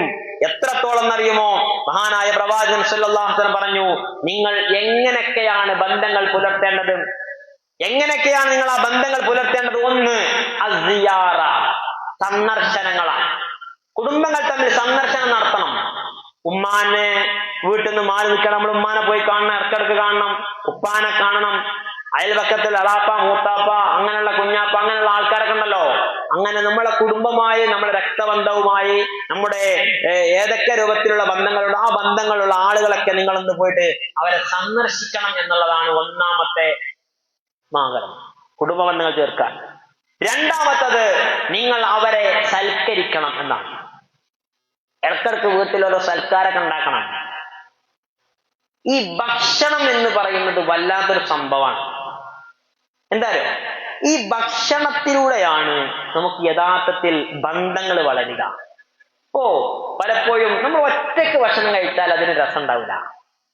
നേരെ മറിച്ചൊന്ന് കമ്പനിയടിച്ചൊക്കെ പോയിട്ട് നമ്മൾ ഹോട്ടലൊക്കെ പോയി തിന്നുമ്പോ, കൂട്ടുകാരൊക്കെ തിന്നുമ്പോ എന്താ ഒരു പ്രത്യേക ഒരു അറ്റാച്ച്മെന്റ് ആണ്, ബന്ധം ഭക്ഷണത്തിന്മേലാണ്. ഒരു നോമ്പുതുറ നമ്മൾ നടത്തും അല്ലെ? നോമ്പ് നടത്തുമ്പോ എല്ലാവരും കൂടി ഭക്ഷണം കഴിക്കുമ്പോ എന്താ അതൊരു വല്ലാത്തൊരു ഐക്യമാണ്. എല്ലാവരുടെയും മനസ്സകങ്ങൾ തമ്മിൽ സ്നേഹിക്കുകയാണ്. അവിടെ വിദ്വേഷമുള്ളവരുണ്ടാകാം, പകയുള്ളവരുണ്ടാകാം. ആരൊക്കെ ഒരു കാണലിലൂടെ, ഒരു തിരിച്ചലിലൂടെ അവരുടെ ജീവിതത്തിൽ എല്ലാ പകയും അലിഞ്ഞു പോവുകയാണ്. അവിടെ ബന്ധങ്ങൾ കൂട്ടിയിണക്കുകയാണ്. എന്തിനാണ് ഇസ്ലാമിൽ നിങ്ങൾ ഒരു മായുധക്ക് ചുറ്റും ഇരുന്ന് ഭക്ഷണം കഴിക്കണം എന്ന് പറഞ്ഞത്? കുടുംബക്കാര് നമ്മളെ നാട്ടില് പൈസ കൊടുക്കാതെ ഭക്ഷണം കഴിക്കുന്ന ഹോട്ടലായി നമ്മളെ വീട് മാറിയിരിക്കണം. പൈസ കൊടുക്കാതെ ഭക്ഷണം കഴിക്കാവുന്ന ഹോട്ടലായി നമ്മുടെ വീട് മാറിക്കണം. ഉപ്പാക്ക് തോന്നും ഉപ്പ വരും, ഉമ്മാക്ക് തോന്നും ഉമ്മ തിന്നും, കാക്കാക്ക് തോന്നുമ്പോ കാക്ക വരും, താത്താക്ക് വരുമ്പോ താത്ത തിന്നും. അങ്ങനെ അവിടെ ഒരാൾ TV കണ്ടിട്ട് തിന്നും, ഒരാള് പേപ്പർ വായിച്ചു കണ്ടിന്നും, ഒരാൾ അടുക്കളയിൽ നിന്നും, ഒരാൾ ഒന്നും അറിയാതെ കുറെ പൂച്ചനെ നോക്കി തിന്നും. ഇങ്ങനെ കുറെ ആൾക്കാരുണ്ട്. ഇസ്ലാം പറഞ്ഞു നിങ്ങൾ എല്ലാവരും ഒന്നിച്ചിരുന്ന ഒരു ഭക്ഷണ തളികടെ കൂടെ ഇരുന്ന് തിന്നണം. എന്നിട്ട് ഉമ്മ ഉപ്പാക്കും ബാപ്പ മക്കൾക്കും അതൊക്കെ വീതിച്ചു കൊടുക്കുമ്പോ ആ മക്കളുടെ മുന്നിൽ വെച്ചിട്ട് ഭാര്യയുടെ വായിലേക്ക് ഭർത്താവ് ഭക്ഷണം ഉരുളകളായി ഉരുട്ടിക്കൊടുക്കുന്നത് മക്കൾ കാണണം. അപ്പോഴാണ് എന്റെ അപ്പച്ചിതാണ്, എന്റെ ഉമ്മച്ചിതാണ്, ഇവര് തമ്മിലുള്ള സ്നേഹം എങ്ങനെയാണല്ലേ എന്ന് മക്കൾക്ക് പറഞ്ഞു കൊടുക്കുന്നത് പ്രാക്ടിക്കലിലൂടെ, തിയറിയിലൂടെ ബോധ്യപ്പെടുത്തി കൊടുക്കണം. അപ്പൊ മക്കൾക്ക് മനസ്സിലാവും ബാപ്പാരാണ്, ഉമ്മാരാണ്, സ്നേഹം എന്താന്നുള്ളത്. അങ്ങനെയുള്ള സ്നേഹങ്ങൾ നിങ്ങൾക്ക് പരസ്പരം പറയാനുള്ള പല വിഷയങ്ങളും അതൊക്കെ ഭക്ഷണം കഴിക്കുമ്പോൾ അങ്ങനെ പറഞ്ഞുകൊണ്ടിരുന്നാലോ മക്കൾക്ക് ബാപ്പാനോട് ഉമ്മാനോടൊക്കെ ഒരു ബന്ധം വരും. വീട്ടിലുള്ള വിഷയങ്ങൾ മക്കള് ഈ ഭക്ഷണം കഴിക്കുമ്പോ മക്കളെ ഇങ്ങനൊക്കെ പ്രശ്നങ്ങളൊക്കെ ഉണ്ട്, നിങ്ങളെ നിലപാട് എന്താ, നിങ്ങളൊരു പരിപാടി എന്നൊക്കെ പറഞ്ഞാൽ മക്കൾക്ക് തോന്നും അല്ലട്ടെ ഞങ്ങൾ സാധാരണക്കാരല്ല, ഞങ്ങളെ വീട്ടിൽ അത്യാവശ്യ റോളുള്ളവരാണ്, ഞങ്ങൾക്കും പരിഗണനൊക്കെ ഉണ്ട്. അപ്പൊ എന്താണോ അവർക്കൊരു റെസ്പോൺസിബിലിറ്റി വീട്ടിൽ ഇങ്ങനെ വരും. ആ ബന്ധം, ആ ഒരു ഉത്തരവാദിത്തമുള്ള ചട്ടക്കൂടിൽ നിന്ന് ഒളിച്ചോടാൻ, ആ ചട്ടക്കൂടിനെ മറികടക്കാൻ ഒരു ലഹരിയും എനിക്ക് ബാധിക്കൂല എന്ന് യുവാക്കൾ തീരുമാനിക്കും. ഒരു ചെക്കന്റെ ചിരിയും ഈ വീട്ടിൽ നിന്ന് പോകാൻ കാരണമാവൂല എന്ന് ഒരു പെൺകുട്ടി തീരുമാനിക്കും. അതാണ് ഭക്ഷണത്തിന്റെ ഒരു പ്രത്യേകത. അതുകൊണ്ടാണ് റസൂലുള്ളാഹി സ്വല്ലല്ലാഹു അലൈഹി വസല്ലമ ഭക്ഷണം ഒന്നിച്ചിരുന്ന് കഴിക്കണം എന്ന് പറയാൻ കാരണം. മാത്രമല്ല പ്രിയപ്പെട്ടവരെ, മൂന്നാമതായി ബന്ധങ്ങൾ ചേർക്കുന്നതിന്റെ ഒരു വിഷയം എന്ന് പറയുന്നത് എന്താണെന്നോ, നിങ്ങൾ പരസ്പരം അവസ്ഥകളും കാര്യങ്ങളും അന്വേഷിക്കണം. ഇടക്കിടക്ക് കുടുംബങ്ങൾ തമ്മിൽ എന്താ നിങ്ങളുടെ അവസ്ഥ, എന്തൊക്കെയാണ് അവസ്ഥ, എന്തൊക്കെയായി, കാര്യങ്ങളൊക്കെ എന്തായി, കല്യാണമൊക്കെ മക്കളുടെ എന്തായി, വീട് പണിക്ക് എന്തൊക്കെയായി. നമുക്കൊന്നും കൊടുക്കാനൊന്നും ഉണ്ടാവില്ല, നമ്മളെ കൊണ്ട് ചിലപ്പോ ഒന്നും ചെയ്യാൻ തന്നെ പറ്റൂല. എന്നാലും ഉണ്ടല്ലോ നമ്മളിങ്ങനെ പോയിട്ട് കാര്യങ്ങളൊക്കെ അന്വേഷിക്കുമ്പോ ഇതിന്റെ കാര്യങ്ങളൊക്കെ അന്വേഷിക്കാൻ ചിലപ്പോ ആലോചിച്ചാൽ ചില ആൾക്കാർ പറയും, വീട് പണിയൊക്കെ നടക്കുമ്പോഴോ എളാപ്പൊന്ന് ഒന്നും കൂടി നോക്കിയില്ല അല്ലേ. മോളെ കല്യാണം നടക്കുമ്പോ ഒരാള് വന്നു, അവൻ പോയപ്പോ അവരിങ്ങനെ പോണെ കണ്ടിട്ടുണ്ടാവും. അപ്പൊ ഉണ്ടാവും ഇവരെന്തെങ്കിലും ചോദിച്ചാലാന്ന് വിചാരിക്കണ്ടാവും. ഒന്ന് ചോദിച്ചും കൂടി ചെയ്തില്ല, ആരാ വന്നതെന്നും കൂടി ചോദിക്കാൻ ആഗ്രഹിക്കുകയാണ് മനസ്സുകള്. ഒന്ന് വന്നിരുന്നെങ്കിൽ ഒന്ന് ചിന്തിക്കുക. അവിടെയാണ് പ്രിയപ്പെട്ടവരെ, നമ്മൾ ചോദിച്ചാൽ മതി, ഒന്ന് പോയി നോക്കിയാൽ മതി, നമ്മൾ കൊടുക്കണ്ട, ഒന്നും വാങ്ങി കൊടുക്കണ്ട. എന്നാലും ആ ബന്ധങ്ങൾ അവിടെ ഇങ്ങനെ വലുതാവും. അതാണ് അവസ്ഥകളും കാര്യങ്ങളൊക്കെ നമ്മളിങ്ങനെ ഇടക്കിടക്ക് അന്വേഷിക്കണം. എളാപ്പാന്റെ വീട്ടിൽ പോയിട്ട്, മൂത്താപ്പാന്റെ വീട്ടിൽ പോയിട്ട്, ഉമ്മാന്റെ വീട്ടിൽ പോയിട്ട്, അതുപോലെ തന്നെ നമ്മുടെ കുടുംബങ്ങളുടെ ഒക്കെ ഉണ്ടല്ലോ, അതൊക്കെ കുടുംബം, അവരൊക്കെ വീട്ടിലൊക്കെ പോയിട്ട് ഇങ്ങനെ കാര്യങ്ങളൊക്കെ അന്വേഷിക്കുക, സന്ദർശിക്കുക, വിരുന്നുകൂടുക. നാലാമതായി പറഞ്ഞത് അവർക്ക് നിന്റെ പണത്തുനിന്ന് വല്ലതൊക്കെ കൊടുക്കുക. ചിലപ്പോ നമ്മൾ സാമ്പത്തികമായി ഉയർന്ന ആളുകളാവും, ശമ്പളക്കാരാവും, വരുമാനം കൂടിയ ആൾക്കാരൊക്കെ ആവും. അപ്പോഴാണ് നമ്മളെ കുടുംബത്തിലെ ഇതേപോലെ പാവപ്പെട്ട ആൾക്കാരുണ്ടെങ്കിൽ അവരിങ്ങനെ ഇടക്കിടക്ക് പോകുമ്പോ അവിടെയുള്ള കുട്ടികൾക്കൊക്കെ ഒരു 50 ഉറുപ്പിക കൊടുക്കുക, അവിടെ എന്തായാലും ഭക്ഷണം ഇല്ലെങ്കിൽ എന്നാ അങ്ങനെ കൊണ്ട് സാധനങ്ങളൊക്കെ കൊണ്ടു കൊടുക്കുക. അതൊക്കെ എന്ന് പറഞ്ഞാൽ പ്രിയപ്പെട്ടവരെ വല്ലാതെ ബന്ധങ്ങൾ ഊട്ടി ഉറപ്പിക്കുമെന്നാണ്. നമ്മൾ തമ്മിൽ ഗിഫ്റ്റ് കൊടുക്കണം. നമ്മുടെ വീട്ടിൽ ഗിഫ്റ്റ് തന്നപ്പോ നമ്മളെ വീട്ടിൽ എന്തെങ്കിലും വിഭവങ്ങൾ ഉണ്ടാക്കിയില്ലെങ്കിൽ അത് കൊണ്ടേ കൊടുക്കുക. അത് വെറും ചക്കക്കൂട്ടാൻ മാത്രം കൊണ്ടേ കൊടുക്കാൻ നിൽക്കണ്ട, മന്തി ഉണ്ടാക്കി അതും കൊണ്ടേ കൊടുക്കുക. മനസ്സിലായോ? അപ്പോ നമ്മുടെ നാട്ടിൽ വിഭവങ്ങൾ ഉണ്ടാക്കിയാൽ ആ നിലക്കുള്ള സാധനങ്ങൾ നമ്മൾ നമ്മുടെ കുടുംബങ്ങളിലേക്ക് എത്തിച്ചു കൊടുക്കുന്നത് വളരെ വലുതാണ്. ഇപ്പൊ നോക്കിയാ നിങ്ങള്, അത് ഇന്ന് നമ്മുടെ നാട്ടിലെ പുതുതലമുറ മറന്നുപോയിരിക്കുകയാണ്. നമ്മുടെ വല്യന്മാരൊക്കെ നമ്മളെ വീട്ടിൽ ഒരു കാവുത്ത് പറിച്ചാലും അതൊരു 15 കഷ്ണാക്കും അല്ലേ. എന്നിട്ടത് എളാപ്പാക്ക്, മൂത്താപ്പാക്ക്, അമ്മായിക്ക്, അമ്മായിന്റെ മോക്ക് കെട്ടിച്ചു കൊടുക്കുന്ന കുട്ടീനെ എങ്ങോട്ട് കൊണ്ടുപോകണം, അതിന്റെ വീട്ടിക്ക്. ഒരു ചീര വീട്ടിൽ പൊരിച്ചാൽ, ഒരു ചക്കട്ടാൽ അത് എത്ര കഷ്ണാക്കും. അതിങ്ങനെ കൊണ്ട്, അതൊക്കെയാണ് പ്രിയപ്പെട്ടവരെ നമ്മുടെ പൂർവ്വസൂരികൾ, നമ്മുടെ മുൻഗാമികൾ, നമ്മുടെ വല്യമ്മമാർ എത്രത്തോളം അവർ ഈ ഹദീസും പഠിച്ചിട്ടല്ല, അവരവരുടെ തലമുറകളിൽ നിന്ന് നേടിയെടുത്ത ഒരു സംസ്കാരമുണ്ട്. ആ സംസ്കാരം നമുക്ക് നഷ്ടപ്പെട്ടത് ഈ ഒരു സാധനം കൊണ്ടാണ്, ഈ ഫോണ് കൊണ്ടാണ്. പരസ്പരം വർത്താനം പറഞ്ഞെടുത്ത കാലമായിരുന്നു. പരസ്പരം അന്വേഷിക്കും. ഒരു ഗ്രൂപ്പ് ഉണ്ടാവും, തറവാടിന്റെ പേര് വെച്ചിട്ടൊരു ഗ്രൂപ്പ് ആവും, വല്ലാത്തൊരു ഗ്രൂപ്പ് തന്നെ ആവും. എന്നിട്ട് ആ ഗ്രൂപ്പില് ഇവിടെ ഉണ്ടാക്കിയ ഇഫ്താർ സ്പെഷ്യൽ ഫോട്ടോ അങ്ങോട്ട്, അവിടെ ഉണ്ടാക്കിയ ഇഫ്താർ ഫോട്ടോ ഇങ്ങോട്ട്. ഇതിന്റെ അടിയിൽ ഉണ്ടാക്കാൻ പറ്റാത്തോണ്ടാവും അന്തം വിട്ടിക്കണം. അവർക്ക് കൊണ്ടേ കൊടുക്കാനോ അന്വേഷിക്കാനോ നമ്മൾ തയ്യാറല്ല. നമ്മളെ പൊങ്ങച്ചെങ്ങനെ പറയാനും കാണിച്ചു കൊടുക്കാനും ഉണ്ടാവും. അല്ലെങ്കിൽ ചേറിപ്പോയ 3 ദിവസം ഉണ്ടാവും ആ ഗ്രൂപ്പ് നല്ല ആക്റ്റീവാവും. ഉണ്ടാക്കിയാൽ പിന്നെ അങ്ങോട്ട് കത്തലാണ്, പിന്നെ ആ വാർത്തക്ക് ഒരു മനുഷ്യൻ ഉണ്ടാവില്ല. ഞാൻ പറഞ്ഞെന്താരോ, ഈ നിലക്കുള്ള ബന്ധങ്ങൾ നമ്മുടെ ജീവിതത്തിൽ വരണം. അഞ്ചാമതായി പറഞ്ഞത് അറിയണം നിങ്ങൾ ആരുടെ കൂടെയാ ബറക്കത്തുള്ളതെന്നറിയോ? ആരുടെ കൂടെയാണ് നിങ്ങളുടെ കുടുംബത്തിലെ മുതിർന്ന ആൾക്കാരുണ്ടല്ലോ, അവരുടെ കൂടെയാ പ്രിയപ്പെട്ടവരെ നിങ്ങളുടെ ജീവിതത്തിൽ ബറക്കത്തുള്ളത്. അത് കിട്ടണമെങ്കിൽ മുതിർന്നവരെ ബഹുമാനിക്കാൻ കഴിയണം. മാത്രമല്ല പ്രിയപ്പെട്ടവരെ, നമ്മുടെ കുടുംബങ്ങളിൽ, നമ്മുടെ ഉപ്പാന്റെ, ഉമ്മാന്റെ, അനിയന്റെ, ജ്യേഷ്ഠന്റെ കുടുംബങ്ങളിലൊക്കെയുള്ളവരിൽ ദുർബലരായ ആളുകളുണ്ട്, രോഗികളുണ്ട്, അംഗവൈകല്യമുള്ളവരുണ്ട്, മാനസിക പ്രയാസങ്ങൾ അനുഭവിക്കുന്നവരുണ്ട്, വിവാഹമോചിതരുണ്ട്, അതുപോലെ തന്നെ കല്യാണം ആഗ്രഹിക്കുന്നവരുണ്ട്. ഇവരൊക്കെ സംബന്ധിച്ചിടത്തോളം ദുർബലരാണ്. എന്താ കാരണം? ഒരുപാട് ആശങ്കകൾ മനസ്സില്, വെല്ലുവിളികൾ നേരിടുന്ന ആളുകളാണ്. അവരൊക്കെ ദുർബലന്മാർ. ഈ ദുർബലന്മാരായ ആളുകളെ നമ്മൾ ചേർത്ത് പിടിക്കുക, അതാണ് കാരുണ്യം എന്ന് പറയുന്നത്.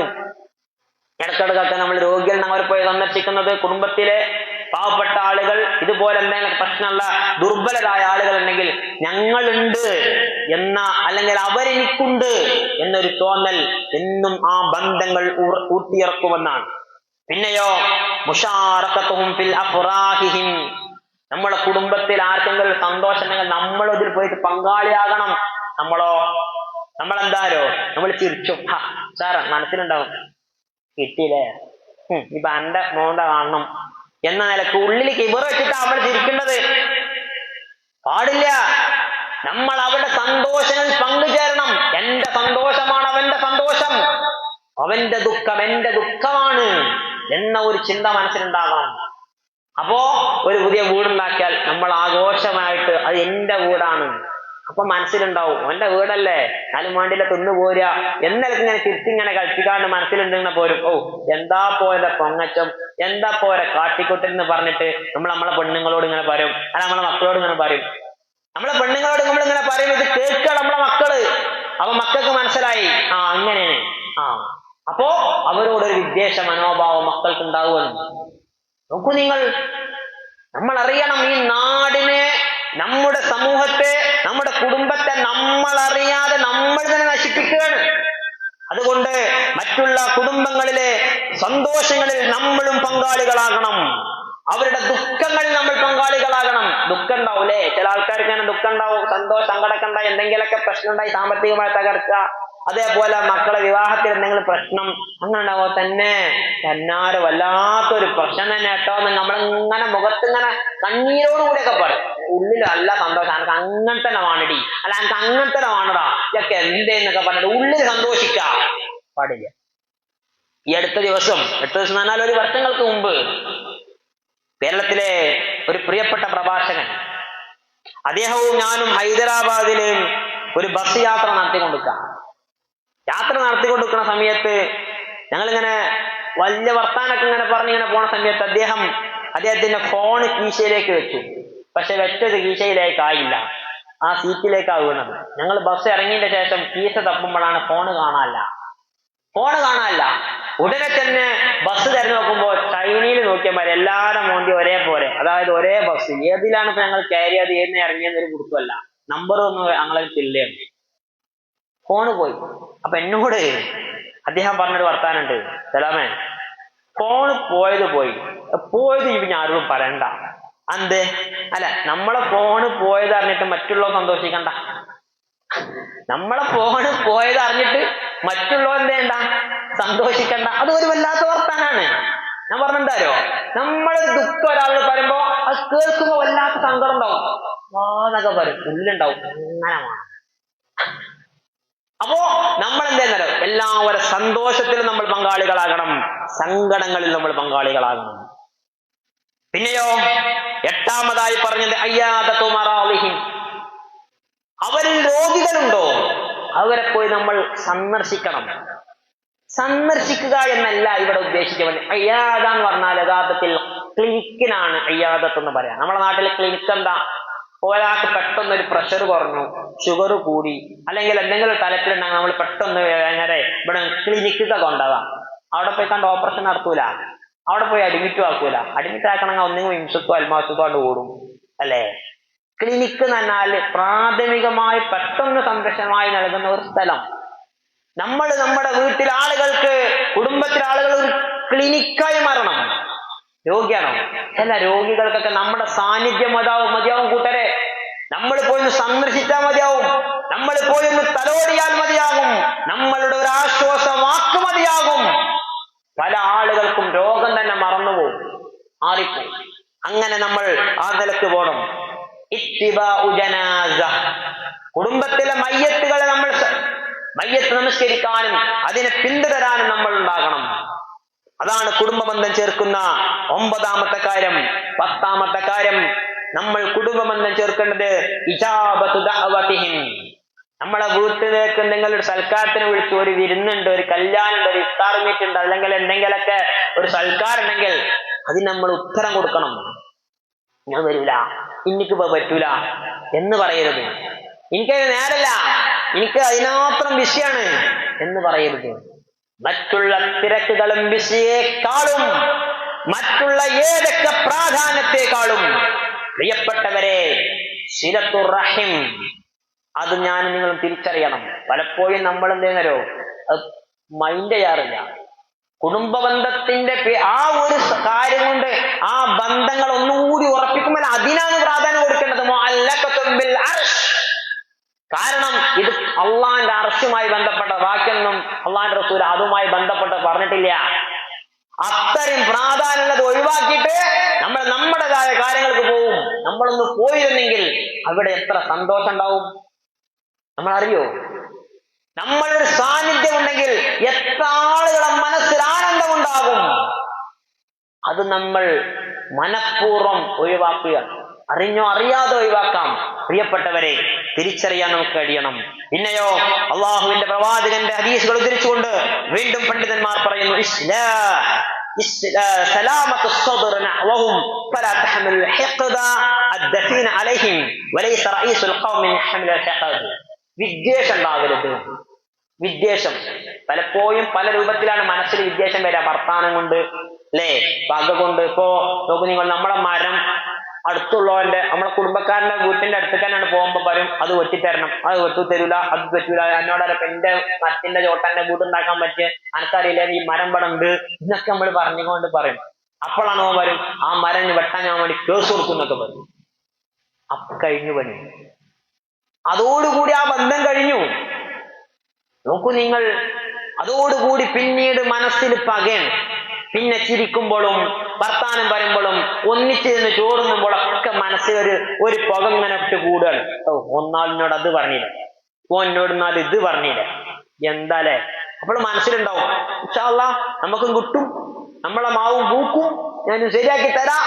ഇതാണ് ഹിഖ്ദ്, ഇതാണ് പക, ഇതാണ് ഉദ്ദേശം. ഈ സാധനം മനസ്സിലുണ്ടായിട്ട് കേട്ടിട്ട് ഒരു കാര്യമില്ല. നോമ്പ് നോറ്റിക്കൊടും ഇപ്പൊ തന്നെയാണ് മുറിച്ചാൽ. ഹജ്ജ് പോവുകയാണെങ്കിൽ ആദ്യം പോയിട്ടാണ് തീരുമാനമാക്കിയിട്ട് പോയിക്കോളി, അല്ലെങ്കിൽ 5 ലക്ഷം വെള്ളത്തിലാണ്. കാരണം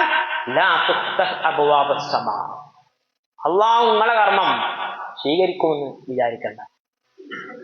സദസ്സിലേക്ക് മലക്കുകൾ പോലും ഇറങ്ങൂലാന്ന്. ഇതാണ് പ്രിയപ്പെട്ടവരെ നമ്മളുടെ ജീവിതത്തിൽ വളരെ പ്രാധാന്യത്തോടു കൂടി മനസ്സിലാക്കേണ്ട വിഷയം. ഇനി എന്താണ് ഈ കുടുംബബന്ധം ചേർത്തുകൊണ്ട് കിട്ടുന്ന ഫായിദ? ചിലത് മാത്രം എന്നെ പറഞ്ഞുകൊണ്ട് ഞാൻ അവസാനിപ്പിക്കാം. ഒന്ന്, നിങ്ങൾ കുടുംബബന്ധം ചേർക്കുന്നവരാണോ നിങ്ങൾക്ക് അതുകൊണ്ട് സ്വർഗപ്രവേശനമുണ്ട് എന്നാണ്. സിലത്തുർ റഹിം സബബുൽ ലിദുഖൂലിൽ ജന്ന. സ്വർഗത്തിൽ നിങ്ങൾക്ക് പ്രവേശിക്കാൻ കഴിയും. കാരണം അള്ളാഹുവിന്റെ പ്രവാചകൻ സല്ലല്ലാഹു അലൈഹി വസല്ലം പറഞ്ഞു, നിങ്ങൾക്ക് സ്വർഗത്തിൽ പ്രവേശിക്കണോ, തഅബുദുല്ലാഹ്, അള്ളാഹുവിനെ നിങ്ങൾ ഇബാദത്ത് ചെയ്യുക, ലാ തുശ്രിക് ബിഹി ശൈആ, ഒന്നിലും അള്ളാഹുവിൽ പങ്കു ചേർക്കാതിരിക്കുക, വതുഖീമുസ് സ്വലാഹ്, നമസ്കരിക്കുക, വതുഉതിസ് സകാത്ത, നിങ്ങൾ സകാത്ത് കൊടുക്കുക, വതസിലുർ റഹിമ, വതസിലുർ റഹിമ, വതസിലുർ റഹിമ, നിങ്ങൾ കുടുംബബന്ധം ചേർക്കുക. പ്രിയപ്പെട്ടവരെ, അള്ളാഹുവിന്റെ റസൂല് പറഞ്ഞു, അയ്യുഹന്നാസ് അഫ്ശുസ് സലാമ, നിങ്ങൾ സലാം വർദ്ധിപ്പിക്കുക, അതീമുത് ത്വആമ, നിങ്ങൾ ഭക്ഷണം കൊടുക്കുക, വസലുൽ അർഹാമ, നിങ്ങൾ കുടുംബബന്ധങ്ങൾ ചേർത്തുകൊള്ളുക. കുടുംബബന്ധം ചേർക്കുന്ന ആളുകൾ സ്വർഗത്തിൽ കാരണക്കാരാവുകയാണ്. അള്ളാഹുവിന്റെ പ്രവാചകൻ പറഞ്ഞു, സിലത്തുർ റഹിം എന്നുള്ളത് നിങ്ങളുടെ ഈമാനിനെ നിശ്ചയിക്കുന്ന ഒരു വിഷയമാണ്. നിങ്ങൾക്ക് വിശ്വാസമുണ്ടോ എന്ന് നോക്കാവുന്ന ഒരു മാർഗമാണ് കുടുംബബന്ധം ചേർക്കുക. അതുകൊണ്ടാണ് നിങ്ങൾക്ക് അള്ളാഹുവിൽ പരലോകത്തെ വിശ്വാസം ഉണ്ടെങ്കിൽ അവൻ കുടുംബബന്ധം ചേർക്കട്ടെ. അതൊരു ഫായിദ. ഇനി അള്ളാഹുവിന്റെ റസൂൽ പറയാണ്, അയ്യുൽ അഅമാൽ അഹബ്ബു ഇലല്ലാഹ്, നിങ്ങൾ ചെയ്യുന്ന പ്രവർത്തനത്തിൽ അള്ളാഹ്ക്ക് ഏറ്റവും ഇഷ്ടപ്പെട്ടത് എന്താണ്? ഖാല അൽ ഈമാനു ബില്ലാഹ്, അള്ളാഹുവിന്റെ റസൂൽ പറഞ്ഞു, ഒന്ന് അള്ളാഹുവിൽ വിശ്വസിക്കലാണ്. പിന്നെ ചോദിച്ചു, സുമ്മ, പിന്നെ ഏതാണ്? സുമ്മ സിലത്തുർ റഹിം, കുടുംബബന്ധം ചേർക്കലാണ്. സുമ്മ, പിന്നെ ഏതാണ്? അൽ അംറു ബിൽ മഅറൂഫ് വന്നഹ്യി അനിൽ മുൻകർ. ഖുൽതു യാ റസൂലല്ലാഹ് അയ്യു അഅമാൽ അബ്ഗദു ഇലല്ലാഹ്, അള്ളാഹ്ക്ക് ഏറ്റവും ഇഷ്ടപ്പെടാത്ത കർമ്മങ്ങൾ ഏതാണ്? അൽ ഇശ്റാഖു ബില്ലാഹ്, അല്ലാഹു ശിർക്ക് ചെയ്യലാണ്. ഖാല ഖുൽതു യാ റസൂലല്ലാഹ് സുമ്മ മാ, പിന്നെ ഏതാണ് റസൂലേ എന്ന് ഞാൻ ചോദിച്ചപ്പോൾ സുമ്മ ഖതിഅത്തുർ റഹിം, കുടുംബബന്ധം മുറിക്കലാണ്. നമ്മളൊരു വർത്താനം കൊണ്ട് ഒരാളും ഒരു കുടുംബവും തമ്മിൽ എന്ത് ചെയ്യാൻ പാടില്ല? തെറ്റി നിൽക്കാൻ പാടുള്ളതല്ല എന്ന്. ഇനിയോ അള്ളാഹുവിന്റെ പ്രവാചകൻ സല്ലല്ലാഹു അലൈഹി വസല്ലം പറഞ്ഞു, നിങ്ങൾ കുടുംബബന്ധം ചേർക്കുന്ന ആളുകളാണോ, കുല്ലു റഹിമിൻ ആതിഹി യൗമൽ ഖിയാമ അമാമ സ്വാഹിബിഹാ തശ്ഹദു ലഹു ബിസിലാ ഇൻ കാന വസലഹാ വഅലൈഹി ബിഖതിയത്തിൻ കാന ഖതാഹാ. അതെ, നേരത്തെ പറഞ്ഞല്ലോ, ആരാണോ അത് മുറിക്കുന്നവൻ അവനുമായുള്ള ബന്ധം അള്ളാഹു മുറിക്കും, ആരാണോ അത് ചേർത്തവൻ അവനുമായി അള്ളാഹു ബന്ധം ചേർക്കും. അള്ളാഹുവിന്റെ റസൂൽ പറഞ്ഞു, സിലത്തുർ റഹിം, നിങ്ങൾ കുടുംബങ്ങൾ തമ്മിൽ ഇണക്കമുണ്ടാക്കുക, ബന്ധമുണ്ടാക്കുക, ചേർന്ന് നിൽക്കുക എന്നുള്ളത് സബബുൻ ലിസിയാദത്തിൽ ഉംർ, നിങ്ങളുടെ ആയുസ് വർദ്ധിക്കും. നിങ്ങളുടെ ഉപജീവന മാർഗം, നിങ്ങളുടെ വരുമാന മാർഗങ്ങൾ നിങ്ങൾ അറിയാതെ വർദ്ധിച്ചുകൊണ്ടിരിക്കും. അനസ് ബിൻ മാലിക് റഹിമഹുല്ലാഹ് റളിയല്ലാഹു അൻഹു പറയുന്നു, ഖാല റസൂലുള്ളാഹി സ്വല്ലല്ലാഹു അലൈഹി വസല്ലം മൻ അഹബ്ബ അൻ യബ്സുത ലഹു ഫി റിസ്ഖിഹി, ആരെങ്കിലും തന്റെ വരുമാനം വർദ്ധിക്കണം, സമ്പാദ്യം ഉണ്ടാകണമെന്ന് ആഗ്രഹിക്കുന്നുവോ, അതേ ആരെങ്കിലും ആ നിലക്ക് അവന്റെ സമ്പാദ്യവും അവന്റെ പ്രായവും ഒക്കെ വർദ്ധിക്കണമെന്ന് ആഗ്രഹിക്കുന്നുവെങ്കിൽ അവൻ കുടുംബബന്ധം ചേർത്തുകൊള്ളട്ടെ. ഇന്ന മഅന സിയാദത്തുൽ ഉംർ വബസത്തുർ റിസ്ഖ് അൻ യുബാരിക അല്ലാഹു ഫിൽ ഉംരിൽ ഇൻസാൻ, മനുഷ്യന്റെ പ്രായം കൂടും, വറദഖഹു വയഅമലു ഫീ വഖ്തിഹി മാ ലാ യഅലമുഹു വയറൂഹിഹി, അവൻ പോലും അറിയാത്ത രൂപത്തിൽ അവൻക്ക് അല്ലാഹു സുബ്ഹാനഹു വ തആല വരുമാനങ്ങൾ ഉണ്ടാക്കി കൊടുക്കും എന്നാണ്. പ്രിയപ്പെട്ടവരെ, അള്ളാഹുവിന്റെ പ്രവാചകൻ സല്ലല്ലാഹു അലൈഹി വസല്ലം പറഞ്ഞു, നിങ്ങൾ കുടുംബബന്ധം ചേർക്കുന്നവരാണെങ്കിൽ നിങ്ങളുടെ ജീവിതത്തിൽ നിന്ന് തിന്മകൾ ഇല്ലാതെയാകു പോകും, നന്മകൾ വർദ്ധിക്കുന്നവരായി മാറും. ഏറ്റവും ദുനിയാവിലെ ഏറ്റവും നല്ല സ്വഭാവം എന്ന് പറഞ്ഞാൽ, ഏറ്റവും ശ്രേഷ്ഠമായ ഗുണം എന്ന് പറയുന്നത് കുടുംബബന്ധം ചേർക്കുന്ന ഒരു മനുഷ്യനുണ്ടോ അവനെയാണ് എന്നാണ്. കാരണം അള്ളാഹുവിന്റെ പ്രവാചകൻ അത്രത്തോളം പ്രാധാന്യം ഈ കുടുംബബന്ധം ചേർക്കുന്ന വിഷയത്തിൽ ഉണ്ടായിട്ടുണ്ട് എന്ന് പറഞ്ഞുകൊണ്ട് റസൂൽ അടിവരിച്ചുകൊണ്ട് പറഞ്ഞു, ലാ യദ്ഖുലുൽ ജന്നത ഖാതിഉർ റഹിം, കുടുംബബന്ധം മുറിച്ചവൻ, പരസ്പരം തെറ്റി നിൽക്കുന്ന, അകന്നു നിൽക്കുന്ന നിസാരമായ പ്രശ്നത്തിന്റെ പേരിൽ ഞാൻ പോവൂല, ഞാൻ വരൂല, ഞാൻ കാണൂല, ഞാൻ മുണ്ടൂല, ഞാൻ പറയില്ല, ഞാൻ തിന്നൂല എന്നൊക്കെ പറഞ്ഞ് ഉമ്മാനോട്, ബാപ്പാനോട്, മക്കളോട്, ഭാര്യനോട്, ഭർത്താവിനോട്, അനിയനോട്, ജ്യേഷ്ഠനോട്, അനിയത്തിനോട്, പെങ്ങളോട്, അങ്ങനെ എളാപ്പാനോട്, മൂത്താപ്പാനോട്, ഇങ്ങനെ ഏതെങ്കിലും ഒരു വിഷയത്തിൽ, നിസ്സാരമായിട്ട് പറമ്പിന്റെ വിഷയത്തില്, ഭൂമി അളന്ന വിഷയത്തില്, നടന്നതിന്റെ വിഷയത്തില്, വാഹനം വേങ്ങിയത് പറയാത്തതിന്റെ വിഷയത്തില്, കല്യാണം കൂടിയത് പറയാത്തതിന്റെ വിഷയത്തിൽ, നിശ്ചയം പറയാത്തതിന്റെ വിഷയത്തില്, മോളെ കുട്ടിനെ കാങ്ങല് പറയാത്തതിന്റെ വിഷയത്തില്, മോളെ കാണാൻ പോകുമ്പോ ഒപ്പം കൂട്ടാത്തതിന്റെ പ്രശ്നത്തില്, ഇങ്ങനെ തുടങ്ങിയ നിസ്സാരമായ പേരില് നിങ്ങൾ ആരെങ്കിലും തമ്മിൽ തെറ്റി നിൽക്കുകയാണെങ്കിൽ സ്വർഗം നിങ്ങൾക്ക് ഉണ്ടായിട്ടില്ല, അത് ഒഴിവായിട്ടുണ്ട് എന്ന് മാത്രം ചിന്തിക്കുക എന്ന് മഹാനായ പ്രവാചകൻ സല്ലല്ലാഹു അലൈഹി വസല്ലം നമുക്ക് പഠിപ്പിക്കുകയാണ്. പ്രിയപ്പെട്ടവരെ, ഇനി ഒരു കാര്യം കൂടി ഞാൻ പറഞ്ഞുകൊണ്ട് അവസാനിപ്പിക്കുകയാണ്. എന്തൊക്കെ കാരണങ്ങൾ കൊണ്ടാണ് ഈ കുടുംബ ബന്ധങ്ങൾ ഇല്ലാതെയാകുന്നത്? ഒന്ന്, ജഹ്ല, വിവരമില്ലാത്തോണ്ടാണ്. വിവരമില്ല, പരലോകത്തിനെ പറ്റിയിട്ട്, ഇസ്ലാമിനെ പറ്റിയിട്ടൊന്നും ബോധമല്ല, പക്വതല്ല എന്നാണ് ഒന്നാമത്തെ കാരണം. രണ്ടാമത്തത് ലൗഫുദ്ദീൻ, മതബോധമില്ല എന്നുള്ളതാണ്. മതബോധമുള്ള ഒരു മനുഷ്യൻ എന്ത് ചെയ്യില്ല? കുടുംബബന്ധം മുറിക്കുകയില്ല. ആ നിലക്ക് ഒരു ബന്ധം അവന്റെ ജീവിതത്തിൽ ഉണ്ടാവൂല. മൂന്നാമത്തത് കിബിറാണ്, അഹങ്കാരം. നാലാമത്തതായി പറഞ്ഞത് മറ്റുള്ള ആളുകൾക്കനുസരിച്ച് ജീവിക്കാൻ ഒരുങ്ങുക. കുടുംബത്തിലുള്ള ആൾക്കാരെ നിനക്ക് പറ്റൂല, നിനക്ക് മറ്റുള്ള ആൾക്കാരെ പറ്റുള്ളൂ എന്ന് പറഞ്ഞിട്ടുണ്ടല്ലോ. ഞാൻ ഇവരൊപ്പം ജീവിച്ചാൽ ശരിയാവില്ല, ഞാൻ വേറെ നാട്ടിൽ പോയിട്ട് ജീവിക്കാന്നൊക്കെ പറഞ്ഞ് എല്ലാവരും ഉപേക്ഷിച്ച് ഒറ്റപ്പെട്ട് ജീവിക്കുന്ന ആളുകൾ. പ്രിയപ്പെട്ടവരെ, ഇങ്ങനെ ഒരുപാട് കാര്യങ്ങൾ എണ്ണി, പിശുക്ക് കൊണ്ട്, അതുപോലെ തന്നെ അഹങ്കാരം കൊണ്ട്, ഹസദ്, അസൂയ കൊണ്ട്, ഇങ്ങനെ എല്ലാ കാരണങ്ങൾ കൊണ്ടും കുടുംബബന്ധങ്ങൾ മുറിയാൻ കാരണമുണ്ട്. അതുകൊണ്ട് നമ്മൾ അതിൽ നിന്ന് ആ ഒരു ചിന്ത, നേരത്തെ പറഞ്ഞല്ലോ, തെറ്റായ ഊഹങ്ങൾ, ഇതൊക്കെ കാരണം കൊണ്ട് നമ്മുടെ കുടുംബങ്ങൾ മുറിഞ്ഞു പോകും. പ്രിയപ്പെട്ടവരെ, അല്ലാഹു സുബ്ഹാനഹു വ തആല ഏറ്റവും പ്രാധാന്യത്തോടു കൂടി പറഞ്ഞ ഈ കുടുംബബന്ധം ചേർക്കുന്നവരായി നമ്മൾ മാറുക. പരസ്പരം വിട്ടുവീഴ്ച ചെയ്തു കൊടുക്കുക എന്നുള്ളതാണ് പരിഹാരം. പരസ്പരം എന്തെങ്കിലൊക്കെ പ്രശ്നങ്ങൾ ഉണ്ടാവും, എന്തെങ്കിലൊക്കെ വൈരാഗ്യത്തിന് ഉണ്ടാകുന്ന വർത്താനം ആണ്ടുകൊണ്ടൊക്കെ പറയാം. ആ സാഹചര്യത്തിൽ നമ്മൾ എന്താണ് ചെയ്യേണ്ടത്? ഇസ്ലാം പറഞ്ഞ 3 സമീപനങ്ങൾ മാത്രം നമ്മൾ കുടുംബ ബന്ധങ്ങൾ ചേർക്കുന്നതിന്, വിള്ളലുകൾ ഉണ്ടാകാതിരിക്കാൻ സംരക്ഷണം നൽകുന്ന ഒരു ആയത്ത് ഖുർആൻ പറഞ്ഞു.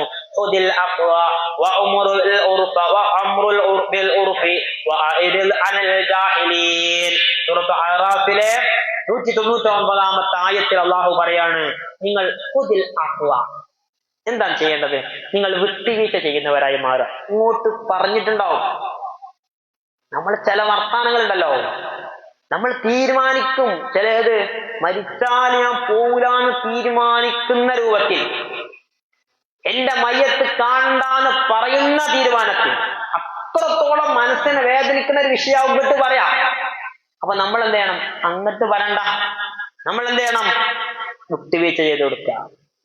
ഓക്കെ, ഇങ്ങോട്ട് പറഞ്ഞാലും ഞാനാണ്ട് പറയില്ല. രണ്ടാമത്തേത് എന്താണ്? നമ്മൾ നന്മ കൽപ്പിക്കുന്നവരായി നമ്മൾ മാറുക, സദാചാരം കൽപ്പിക്കുന്നവരായി മാറുക. അനിൽ ജാഹിലീൻ. മൂന്നാമത് നമ്മൾ സ്വീകരിക്കേണ്ട സമീപനം എന്തായാലും, അവർക്ക് വിവരമില്ലാത്തതുകൊണ്ടാണ്, ദീനി ബോധമില്ലാത്തതുകൊണ്ട്, വിജ്ഞാനം ഇല്ലാത്തതുകൊണ്ട്, വർത്തമാനപ്പേടില്ലാത്തതുകൊണ്ട്, ഇസ്ലാമിന്റെ ഈ വിഷയത്തെ പറ്റിയിട്ട് വിവരമില്ലാത്തതുകൊണ്ടാണ് ഓരോ പറയുന്നത്. അതുപോലെ നമ്മളാകരുത്. അസ്സലാമു അലൈക്കും പറഞ്ഞിട്ട് നമ്മളൊന്ന് തിരിഞ്ഞു പോരാ. എന്നാൽ അവർക്ക് തന്നെ കുറ്റബോധം തോന്നും, ഇങ്ങനൊക്കെ പറഞ്ഞിട്ടും ഓരോ നമ്മളോട് നല്ലപോലെ തന്നെയാണല്ലോ, നമ്മൾ അങ്ങനെ ആകണം. നമ്മളോട് ഇങ്ങോട്ട് എന്തൊക്കെ പറഞ്ഞാലും ശരി, നമ്മൾ അങ്ങോട്ട് ചെന്ന്, അതാണല്ലോ ലൈസൽ വാസിൽ, എന്താണ്, എന്തെങ്കിലൊക്കെ ഉപകാരം ചെയ്തു കൊടുക്കണമെന്നല്ല കുടുംബം വന്ന് ചേർക്കണോ, ഇങ്ങോട്ട് തെറ്റിയാലും അങ്ങോട്ട് ചെന്നിട്ട് മുണ്ടാ, അങ്ങോട്ട് ചെന്നിട്ട് നല്ല കാര്യങ്ങൾ ചെയ്തു കൊടുക്കുക, അങ്ങോട്ട് ചെന്നിട്ട് ബന്ധങ്ങൾ ചേർക്കുക. അങ്ങനെയുള്ളവനാണ് ബന്ധങ്ങൾ ചേർക്കുന്നവൻ, വിള്ളലുകൾ ഉണ്ടാക്കാത്തവൻ, അർഹമുറാഹിമായ റബ്ബ്. ആ നിലക്ക് ബന്ധങ്ങൾ ചേർത്തുകൊണ്ട് അള്ളാഹുവിനെ പരലോകത്ത് കുടുംബ ബന്ധം ചേർക്കുന്ന ആളുകളുടെ കൂട്ടത്തിൽ ചോദ്യം ചെയ്യപ്പെടും. പരലോകത്ത് കർമ്മങ്ങളിൽ ആദ്യമായി ചോദ്യം ചെയ്യപ്പെടുക നമസ്കാരത്തെ കുറിച്ചാണ്. എങ്കിൽ ബന്ധങ്ങളിൽ ആദ്യമായി ചോദ്യം ചെയ്യപ്പെടുക സിലത്തുർ റഹിം, കുടുംബ ബന്ധത്തെക്കുറിച്ചാണ്. അത് നാം തിരിച്ചറിയണം. അർഹമുറാഹിമായ റബ്ബ് പരലോകത്ത് സ്വർഗം കൊണ്ട് സമ്മാനം നൽകി സ്വർഗപ്രവേശനത്തിന് അനുവാദം കൊടുക്കുന്ന സ്വാലിഹ്യങ്ങളുടെ കൂട്ടത്തിൽ നമ്മെ അള്ളാഹു ഉൾപ്പെടുത്തി അനുഗ്രഹിക്കുമാറാകട്ടെ. അള്ളാഹുവേ, റഹ്മാനായ നാഥ, അറിവില്ലായ്മ കൊണ്ട് അപക്വമായ തീരുമാനങ്ങൾ കൊണ്ട് സംഭവിച്ചു പോയ എല്ലാ പാപങ്ങളും അള്ളാഹുവെ ഞങ്ങൾക്ക് നീ പുറത്തു മാപ്പാക്കി തരണ റഹ്മാനെ. അള്ളാഹുവെ, റയ്യാൻ എന്ന കവാടത്തിലൂടെ സ്വർഗത്തിൽ പ്രവേശിക്കാൻ ഞങ്ങൾക്ക് ഓരോരുത്തർക്കും നീ അനുവാദം നൽകി ഞങ്ങളെ നീ സന്തോഷവാന്മാരുടെ കൂട്ടത്തിൽ നാളെ ഉൾപ്പെടുത്തി അനുഗ്രഹിക്കണേ റഹ്മാനെ. പെട്ടെന്നുള്ള മരണത്തിൽ നിന്ന്, അപകട മരണങ്ങളിൽ നിന്ന്, മാരകമായ രോഗങ്ങളിൽ നിന്ന് ഞങ്ങളെയും ഞങ്ങളുടെ കുടുംബങ്ങളെയും നീ കാത്തുരക്ഷിക്കണേ റഹ്മാനെ. ربنا تقبل منا صيامنا ربنا تقبل منا صيامنا ربنا تقبل منا ركوعنا وسجودنا وسائر أعمالنا يا رب العالمين. ربنا آتنا في الدنيا حسنة وفي الآخرة حسنة وقنا عذاب النار. آمين آمين برحمتك يا أرحم الراحمين. والسلام عليكم.